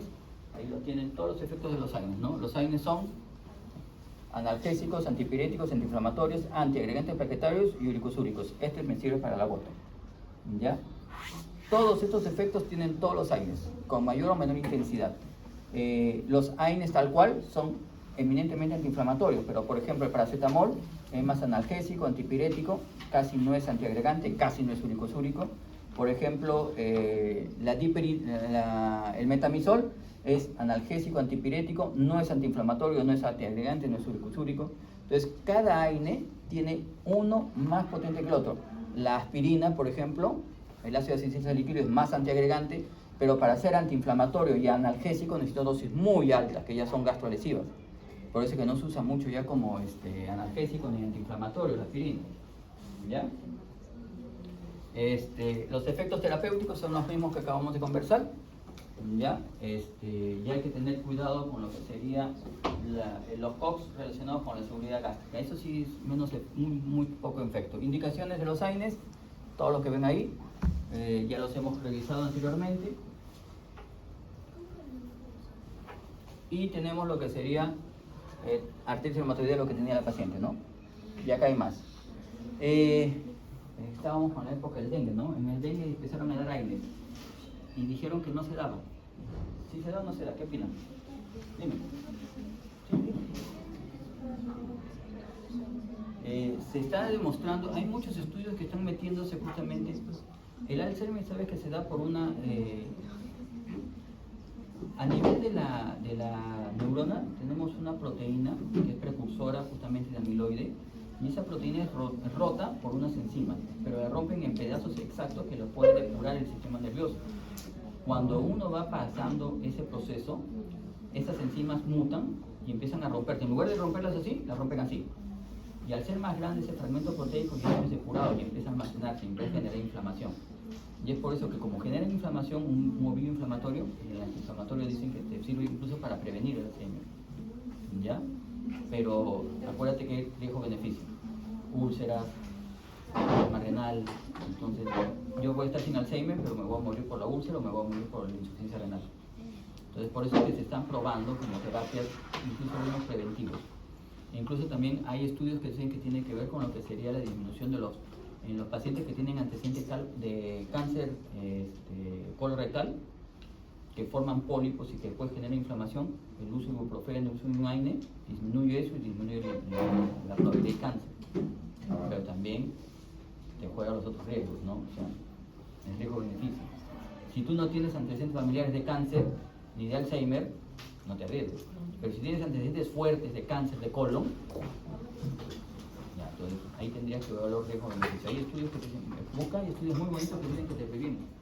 En Argentina se han hecho muchos esos estudios, porque hay un montón de cáncer, por lo que comen. Bien, seguimos, para terminar rápido. Bueno, la acción analgésica ya sabemos por qué disminuyen el dolor, porque disminuyen la síntesis de prostaglandina 2, impide la acción sensibilizante de las terminaciones nerviosas. Al disminuir esto, disminuye la acción algógena de la bradicinina, de la histamina. Como disminuye esto y esto disminuye justamente lo que sería disminuir el umbral analgésico. Activa las vías que bloquean información dolorosa y un útil en dolor articular, muscular, cefaleas, dismenorreas, metástasis. El metástasis es un poquito más difícil, pero sí puede funcionar. La acción antiinflamatoria, ahí está, como lo hemos explicado, básicamente ya no hay problema. Y estamos en lo que sería la acción antipirética a nivel de la prostaglandina E2 en la región preóptica hipotalámica, es donde va a actuar. Ya no disminuye la temperatura en estados normales.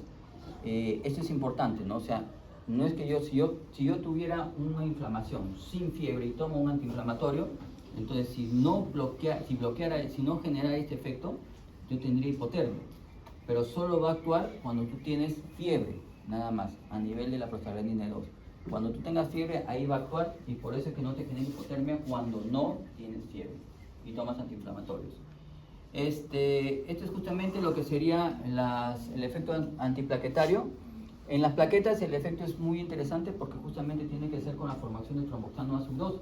El tromboxano A2 depende de la cascada de lo que sería el ácido araquidónico, es atacada por la COX y la COX va a llevarte a formar solo en la COX, en la plaqueta y para formar tromboxano A2.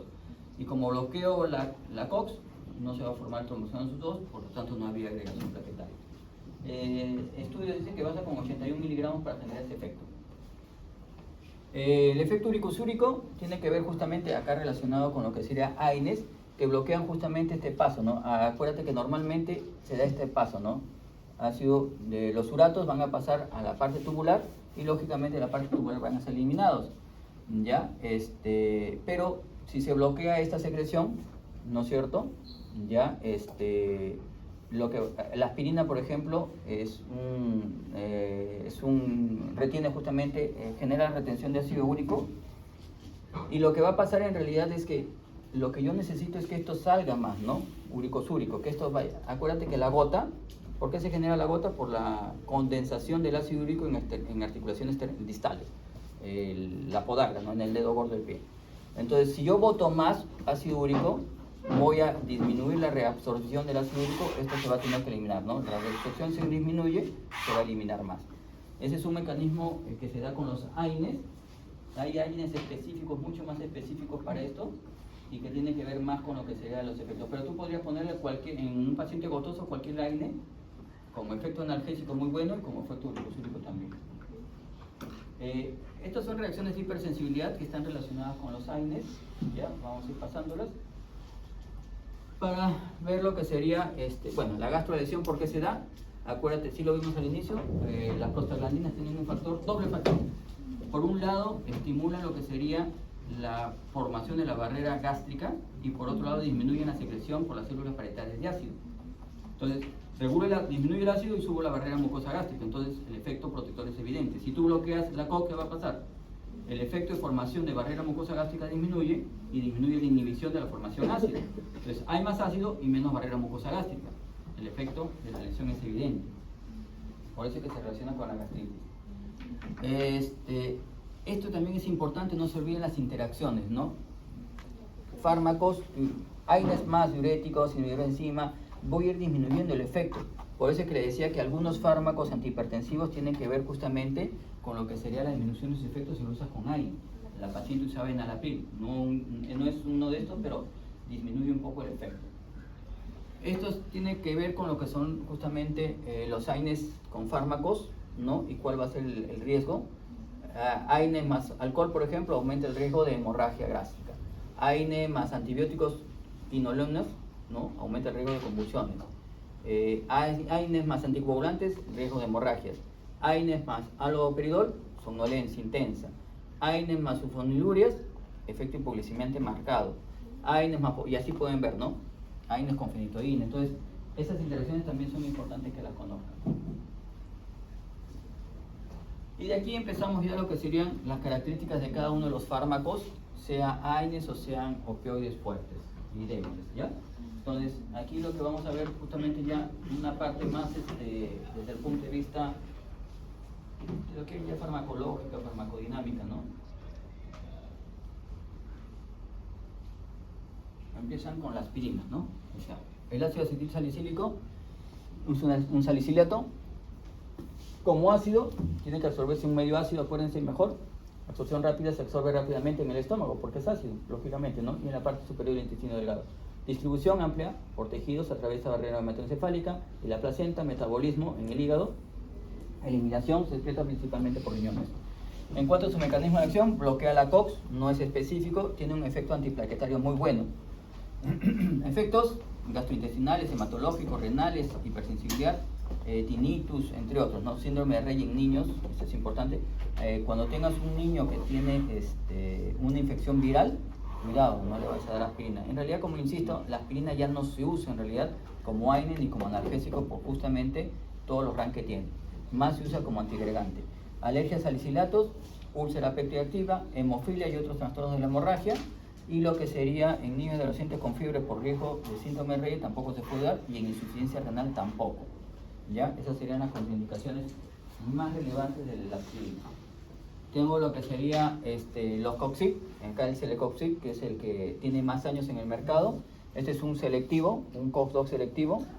Ya, las ventajas que tiene, si bien es cierto, puede tener problemas gastrointestinales, son mucho menores que los otros AINES. Se relaciona un poquito menos con las úlceras, pero puede haber. Pero si el paciente tiene la úlcera, correcto, si tiene la úlcera activa o ha sangrado, está contraindicado. A pesar de que no genera el efecto porque no bloquea la COX-1, de todas maneras hay que tener cuidado en pacientes que tienen este problema, ¿no? Dentro de los cardiovasculares, sí se ha visto que aumenta un poquito el riesgo de eventos trombóticos, ya el infarto, el miocardio.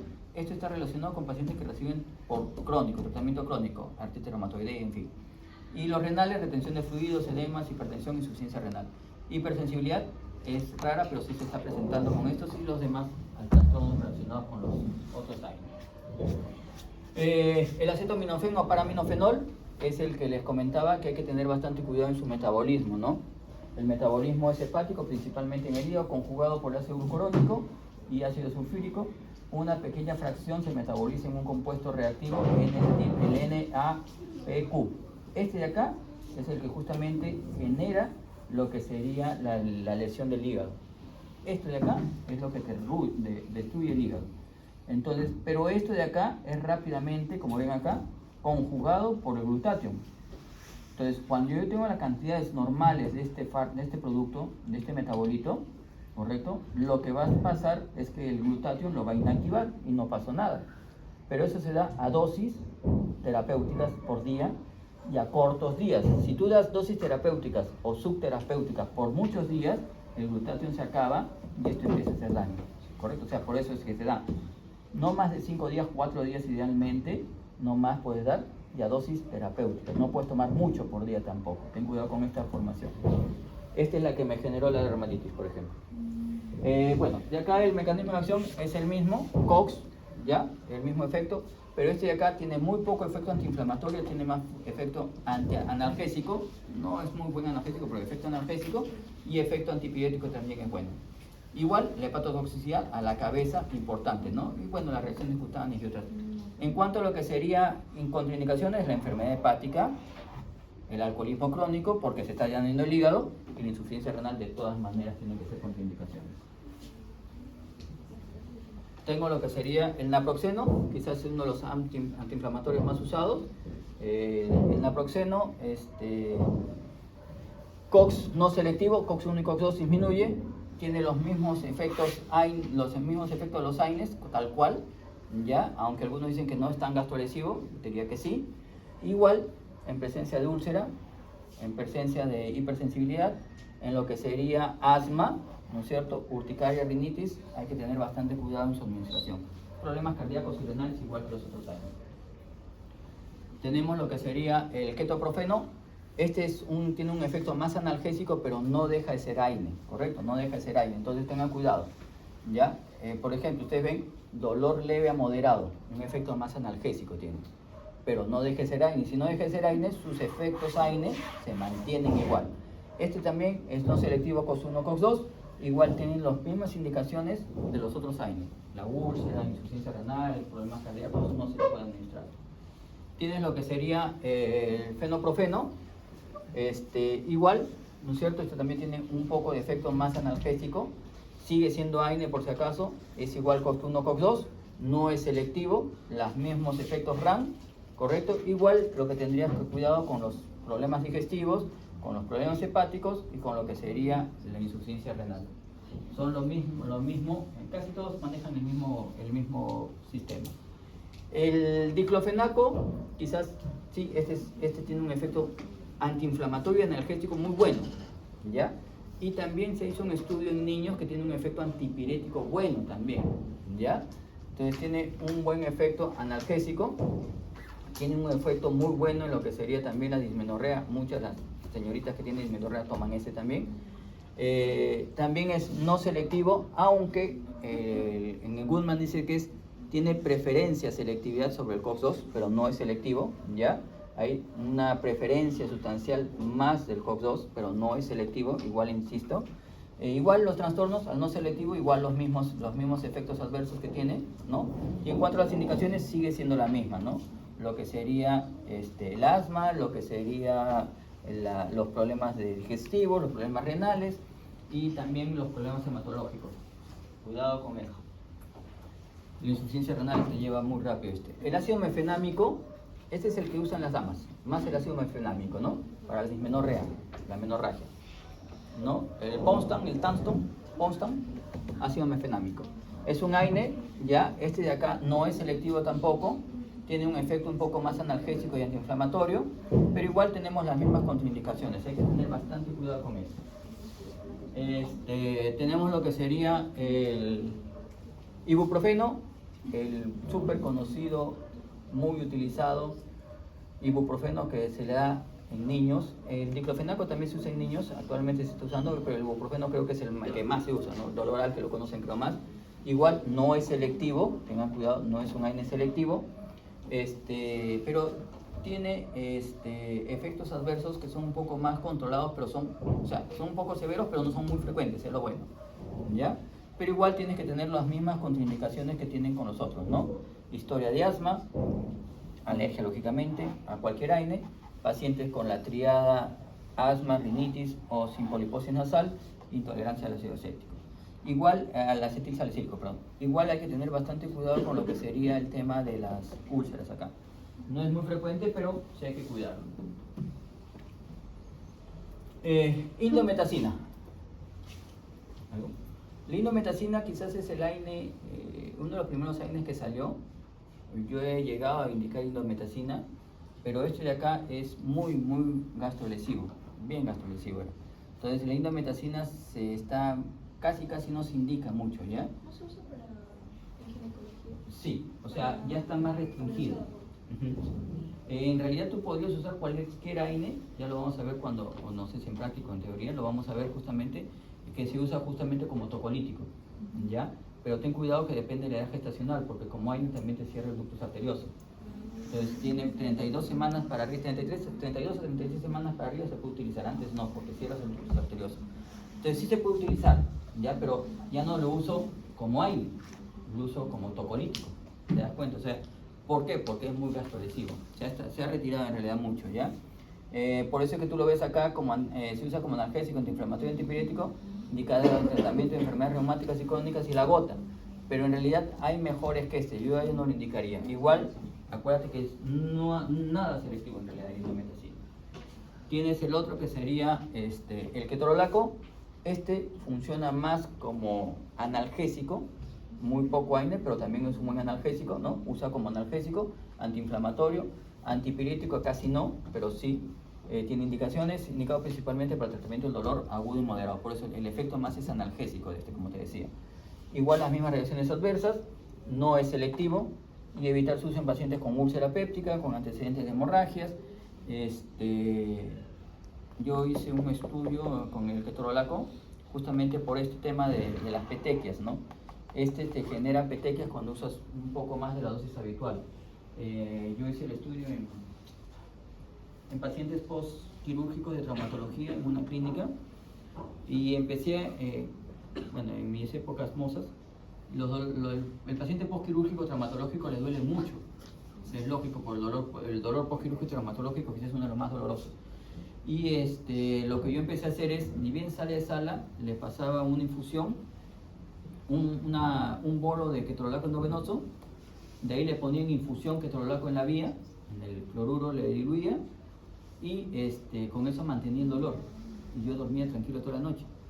Pero en algunos de mis pacientes, a los días, 2 días, 3 días después del tratamiento, lo que empecé a ver son petequias. Bastantes petequias hacían, o sea, tenían problemas en la coagulación. Lo suspendía y desaparecían las petequias, ¿no? Era dosis dependiente. Pero igual tengan cuidado si tienes ya pacientes que tengan eso. El Sulindac, Sulindac en realidad también no se encarga de inhibir las COX, ¿no? Ambas. Se usa mucho en niños, ¿ya? Es un analgésico, antiinflamatorio, antipirético. Se usa mucho en niños. e igual tienes que tener las mismas contraindicaciones, igual tienes que tener lo que serían los mismos RAM, ya hay que tener, pero en pediatría me parece un poco más adecuado este Sulindac, tanto como el ibuprofeno. Entonces, los analgésicos ya vimos, los no opioides, que es lo que acabamos de ver, ¿no? Y acá te separan los AINES convencionales y el acetaminofén, que es un AINE no convencional. Y por el otro lado, los analgésicos de acción central, que no solo tienen el efecto analgésico, sino ustedes también ven que tiene efecto antidiarreico, antitussígeno, ¿no? Tienen otros efectos. Y acá están la división. Esta es la división de los fármacos opioides, fuertes, intermedios y bajos, ¿no? La codeína, por ejemplo, es un buen antitussígeno. Se usa en bastantes pacientes con tuberculosis que vienen con hemoptisis, le pones codeína, pero también los hace adictivos, bien adictivo es. Los de intermedia, la pentatocina, por ejemplo, es uno de los mejores. Y de los de más alta fuerza, los más fuertes, justamente está la morfina, el fentanilo, que son los más potentes, ¿no? Acá están los de origen y las funciones, ¿no? Agonistas puros, agonistas parciales, los que serían agonistas antagonistas y los que serían antagonistas puros. Estos dos son los que van a bloquear el receptor, los receptores opioides, naloxona y naltrexona, y van a evitar el efecto justamente, si tú tienes un paciente que está haciendo depresión respiratoria porque le has dado mucha dosis de un opioide fuerte, para rescatarlo del cuadro lo que tendrías que darle es la naloxona, porque la naloxona va a competir contra el opioide y lo va a sacar y va a evitar el efecto justamente de lo que sería la morfina, por ejemplo, ¿no? Y los vamos a ver a cada uno de ellos. Vemos a la morfina, el efecto es muy fuerte, tiene en lo que sería su metabolismo, principalmente se metaboliza en el hígado. Los metabolitos activos incluyen la morfina 3-glucuronida, M3G, y la morfina 6-glucuronida, M6G. El último contribuye significativamente a los efectos analgésicos de la morfina.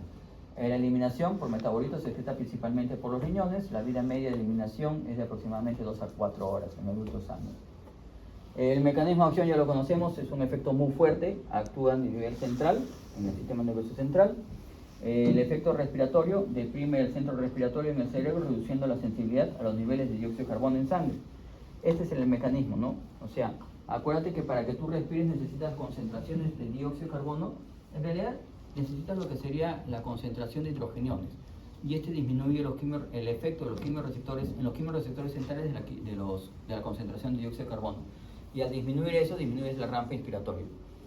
Efectos: depresión respiratoria, dependencia y tolerancia, efectos gastrointestinales relacionados justamente con lo que sería tener la paciente, ¿no? Náuseas, vómitos, estreñimiento, sistema nervioso, sedación, mareo, confusión que tenía la paciente, euforia, alucinaciones, cardiovasculares, hipotensión ortostática o de la postura del movimiento, y también pruritos, sensación, picazón, especialmente la inyección epidural endovenosa. Tener mucho cuidado en los que ya tienen hipersensibilidad conocida, los que tienen depresión respiratoria, los que tienen parálisis ilial, el intestino paralizado postquirúrgico. Tú le aplicas esto, se va a detener mucho más. Te pueden hacer en los ancianos, por ejemplo, si tú le aplicas esto, le das esto como antidiarreico, le puede producir impactación fecal. Traumatismos craneoencefálicos, insuficiencia hepática o renal, porque ahí tiene el metabolismo y la eliminación. La metadona, analgésico opiáceo también, metabolismo, la metadona principalmente por el CYP, eliminación principalmente por la orina y las heces. En lo que sería el mecanismo de acción, también tiene los efectos MU del TICAPA, ¿no es cierto? O sea, actúa sobre los mismos receptores. Efecto analgésico similar a los otros opioides. En cuanto a lo que serían los efectos adversos, igual, depresión respiratoria. Acá se agrega uno más que sería la prolongación QT. Hay que tener cuidado con los fármacos que ya prolongan QT. Acá hay interacciones. Dependencia de tolerancia, que ya lo hemos visto. Efectos gastrointestinales, que son los mismos. Sistema nervioso, que son los mismos. Y lo que sería también otros problemas, ¿no? Acá relacionado también con la retención urinaria, hay que tener cuidado con ¿no? La retención urinaria es muy marcada acá. Entonces, pacientes que tengan hipertrofia prostática, cuidado. Hipersensibilidad no se necesita, depresión no se da, prolongación del intervalo QT no se da, asma aguda no se da, hipercapnia, insuficiencia hepático-renal no se puede administrar, contraindicados.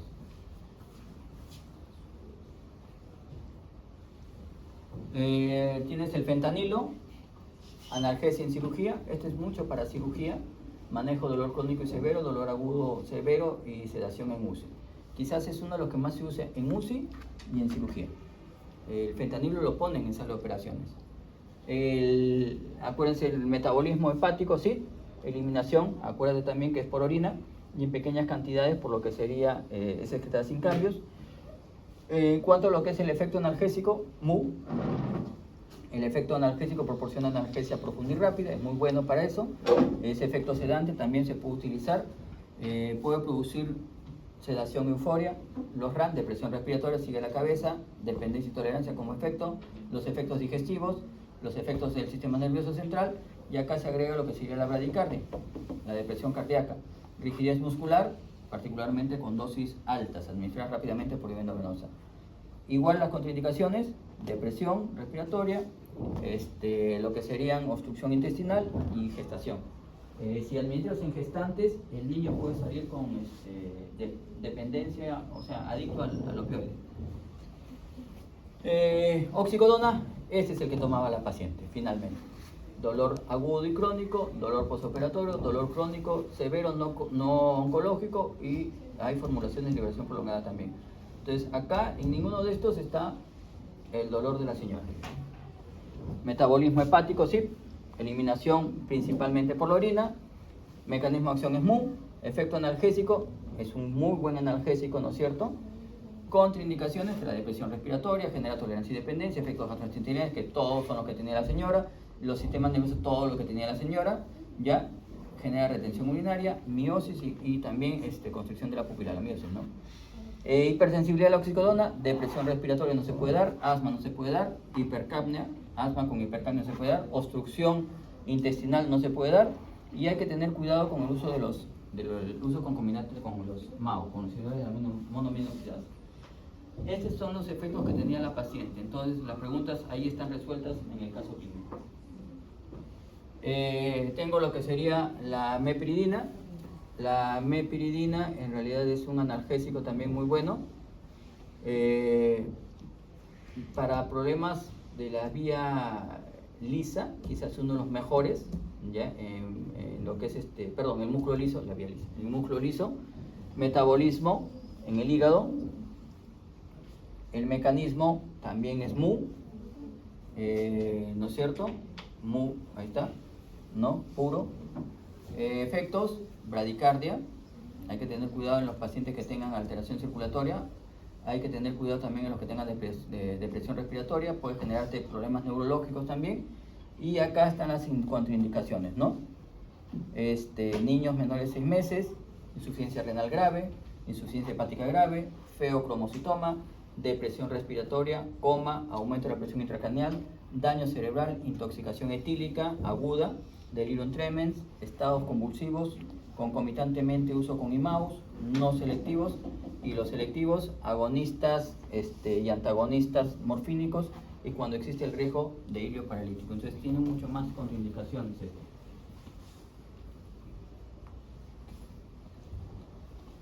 El dextrometorfano, lo han usado como antitusígeno, ¿no? El dextrometorfano viene en sus pastillitas para el resfriado, para la tos, ¿no? El jarabe, exactamente. Pero acuérdate también que es un analgésico, ¿ya? Administración oral, acá lo ves muy bien, distribución amplia, incluyendo el sistema nervioso central, metabolismo por sí, se excreta justo menos de un 11% de dextrometorfano inalterado por orina. En cuanto a lo que sería su farmacodinamia, en dosis terapéuticas el efecto supresor de la tos es similar al de la codeína, por eso es que lo usan también, pero los dos son adictivos, tengan cuidado. No produce depresión respiratoria ni central, exhibe una actividad analgésica y no genera mucha dependencia, pero sí genera algo de dependencia. Menos que la codeína, mucho menos que la codeína sí, ¿ya? Pero acá ya le ponen que no, pero sí, poquito. Otras acciones descritas para el dextrometorfano incluyen el discreto efecto inhibidor de la recaptación de serotonina, y también eso genera un efecto analgésico, y antagoniza los receptores N-metilespartato, que es un neurotransmisor excitatorio. Efectos adversos, tiene menos que el anterior, por eso es que se usa más que la codeína, muy frecuentes, ¿no es cierto? Poco frecuentes, y acá están, ¿no? En frecuencia no conocida, notificadas, es muy baja las reacciones adversas que tiene por eso es que se usa en casi todas las presentaciones de antitusígenos el dextrometorfano, que no se usa la codeína se deja reservada para algunos casos especiales, por todos los efectos que tiene. En cuanto a lo que serían sus contraindicaciones, igual alergia, lo que sería insuficiencia renal, hipertensión arterial grave, enfermedad coronaria severa, glaucoma de ángulo estrecho, retención urinaria, pacientes que usan IMAUS y hasta incluso después de haberse terminado 2 semanas de uso de IMAUS. Importante en los pacientes que tienen alguna alteración para eso. Ya acá tenemos lo que sería la naltrexona. Este es un antagonista de todos los receptores, mu, delta y kappa. Inicio rápido, acción más prolongada que la naloxona. Invierte los efectos de los opioides centrales y periféricos utilizados en el tratamiento del alcohol y la dependencia a opioides. Muy importante acá. Este de acá se absorbe por el tracto gastrointestinal, se metaboliza casi por completo en el hígado. En cuanto a lo que sería el mecanismo de acción, ya lo vimos, que se bloquea justamente los mu, delta y kappa. El bloqueo de los receptores opiáceos por la naloxona es un fenómeno competitivo, ya les había explicado eso. Efectos adversos, cefalea, un poco de problemas neurológicos, cefalea, por ejemplo. Puede generar también dolor torácico, diarrea, estreñimiento a la vez, uno u otro, retención urinaria, erupción cutánea, eyaculación retardada. Esto fue una pregunta que vino el semestre pasado en el examen final. Aumento de lo que serían los niveles de energía, abatimiento, irritabilidad, cambio de estado de ánimo. Hay que tener cuidado si hay hipersensibilidad, insuficiencia renal, insuficiencia hepática grave, hepatitis aguda, dependencia actual a opiáceos, concomitante con opiáceos, control de lo que sería, siempre hay que ver que hay un buen control a los opiáceos para recuperar. Y cuidado con el uso con naloxona concomitante, no es diferente pues. El tramadol quizás es otro de los analgésicos opioides más usados como analgésico así. Viene presente junto con el paracetamol, ¿no es cierto? El tramadol, acuérdate que tiene 2 enantiómeros, el enantiómero positivo y el enantiómero negativo. El positivo inhibe la recaptación de 5-hidroxicetilamina y el negativo inhibe la recaptación de noradrenalina. ¿Y esto cómo genera analgesia? Miren que su efecto de acá, el tramadol es un agonista opiáceo que produce un efecto analgésico mediante la inhibición de la recaptación de noradrenalina y serotonina, pero no es que sea muy efectivo sobre el receptor, o sea, no va al receptor. Lo que genera es estos 2 efectos. Y se acuerdan que les dije que en el eje inhibitorio había justamente lo que era la serotonina, que era muy importante, y que si uno usaba un inhibidor de recaptación de serotonina tenía un efecto analgésico. Y también vimos que tenía que ver con la producción de la sustancia P, que tiene un efecto analgésico. Ahí está el mecanismo de acción. Por eso es que es un buen analgésico en realidad. El problema del tramadol es los efectos colaterales que tiene. Es analgésico bueno, pero tiene mucho RAM. Quizás lo más llamativo es náuseas, vómitos, el dolor de cabeza. ¿Y en quiénes no le puedes dar? Los que usen IMAO, los que tienen alergia, igualito, ¿no? Ten cuidado con los que usan inhibidores de recaptación de serotonina también. Entonces, como analgésico bueno, pero mucho RAM. El tapentadol.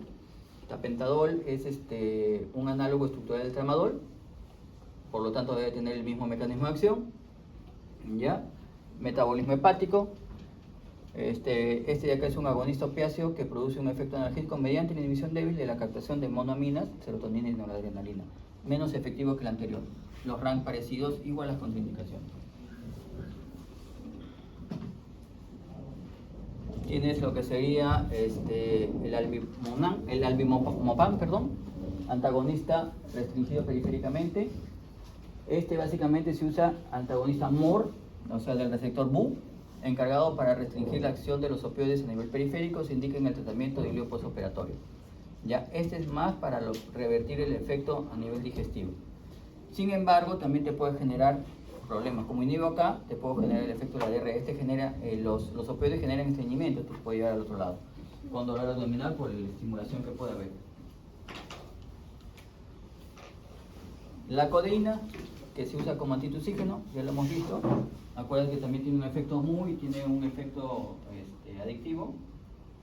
Tienes lo que sería la buprenorfina. Es un agonista, en realidad es un agonista parcial y se usa en la terapia de mantenimiento para dependencia de opioides. O sea, cuando tú recuperas al paciente, le das naloxona o naltrexona, que son para inhibir el efecto rápido agudo y para mantener lo que sería, evitar lo que sería el fenómeno de la abstinencia, le puedes dar justamente la buprenorfina.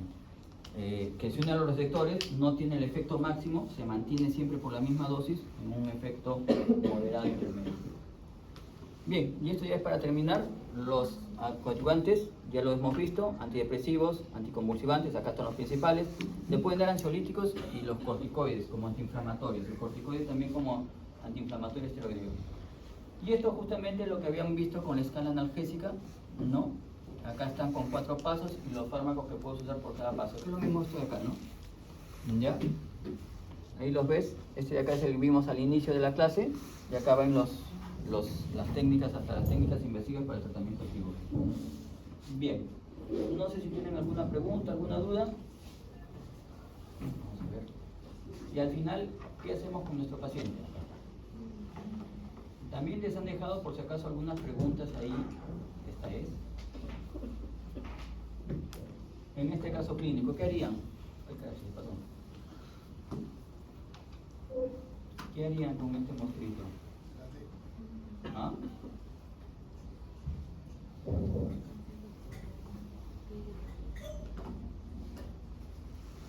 ¿Qué harían? ¿Cuál es la sugerencia? ¿Ah? Tiene 55 años de edad, es diagnosticado el cáncer de pulmón, acude por consulta por dolor en el cuello, cervicalgia de 2 meses de evolución. En los últimos días ha sido acompañado de lo que sería braquialgia, dolor en el brazo, ¿no es cierto?, bilateral, a predominio del lado izquierdo. Aporta una radiografía de columna cervical donde se ve justamente que muestra una rectificación de la curvatura fisiológica. ¿Saben qué es eso? O sea, tenemos lo que serían las curvas fisiológicas, ¿no es cierto? Lo que es, si empiezas abajo, a nivel lumbar, ahí tienes la lordosis, ¿no es cierto? ¿No? Lordosis, sifosis, lordosis, que son las curvas lordosis, sifosis, lordosis, sifosis, ¿no es cierto? Entonces, esas curvas normalmente se tienen que presentar. Cuando te dicen ahí que presenta rectificación es porque esa curvatura cervical, en lugar de estar curvita, no, o sea, estar así, curvita, está más recta. Y eso no es normal. Esa rectificación lo que te está generando puede ser el dolor. ¿Ya? Entonces, esto es lo que te está generando la molestia. O sea, hay rectificación de la curva fisiológica. Destaca el desgastamiento y afectación del estado general. El dolor no ha mejorado con uso de paracetamol 1 gramo cada 8 horas. ¿Qué tratamiento analgésico sería el más adecuado? ¿Un opioide mayor? Bueno, buena pregunta. ¿Qué tipo de dolor sería primero? ¿Es un dolor somático, visceral? Somático, correcto. ¿Es un dolor agudo o crónico? Es crónico. ¿Es un dolor crónico? Ya. ¿Es un dolor nociceptivo o neuropático? ¿Hay una causa que genera el dolor? La rectificación. Correcto, entonces tendríamos, pero ¿se podrá corregir esa rectificación? Dependiendo mucho de si es una rectificación fisiológica, o sea, fisiopatológica por alguna alteración en la postura, es un poco difícil, de repente es un poco más fácil corregirlo, pero si es traumática, de repente es un poco más difícil corregirlo. Entonces ya tenemos, es un dolor crónico, es un dolor somático y es un dolor relacionado justamente con una alteración, un nociceptivo. ¿Qué tratamiento tendríamos que darle? Definitivamente el paracetamol no. ¿Ya? Ahora, esta señora dice que tiene ¿qué cosa? El paciente tiene diagnosticado cáncer de pulmón. Cáncer de pulmón va a llevar insuficiencia ventilatoria. ¿Le podríamos dar un opioide? No. Cuidado con el opioide, es una de las contraindicaciones. ¿Un AINE más opioide mayor? El opioide mayor no. Entonces no puede ser AINE más opioide mayor. Opioide mayor y ansiolítico, opioide mayor no. Están diciendo que no. ¿No es cierto? ¿Ya? Y te siguen abajo, AINE más opioide mayor y medicamentos coadyuvantes, no. El dolor que tiene esta paciente puede estar relacionado con el cáncer. ¿Ya? De repente yo utilizaría más coadyuvantes. Acuérdate que el cáncer es una enfermedad. ¿Qué es lo que te mata en el cáncer? El cáncer mismo, raro. Te mata la depresión y el dolor. ¿Ya? La depresión que te genera la enfermedad de tener cáncer es la que te va a matar. Entonces el antidepresivo podría ser una opción para ambas cosas, para la depresión y como coadyuvante para el dolor. Pero sí tendría que usar algo más de repente, porque el medicamento como tal de repente no surte el efecto tal cual, ¿no? O sea, podría ser un AINE más un coadyuvante, pero no podría poner un opioide mayor por el antecedente. Ansiolítico, AINE mayor y ansiolítico, no sé. Yo no pondría AINE mayor y ansiolítico por el riesgo. O sea, el opioide mayor no lo pondría. Ahora, lógicamente que acá no te dan las características de la ventilación, ¿no es cierto? No te dice si ahorita está en insuficiencia ventilatoria. Si está en insuficiencia ventilatoria, ninguno de los opioides mayores debe ser. Como no te dicen, tú podrías dar una tentativa. ¿Cuál sería una alternativa si el paciente actualmente no está en insuficiencia ventilatoria? ¿Ah? Como llegaron un montón tarde, vamos a volver a pasar la asistencia porque solo tengo 4 asistentes. Mientras que van pensando, Arancibia, Ayala,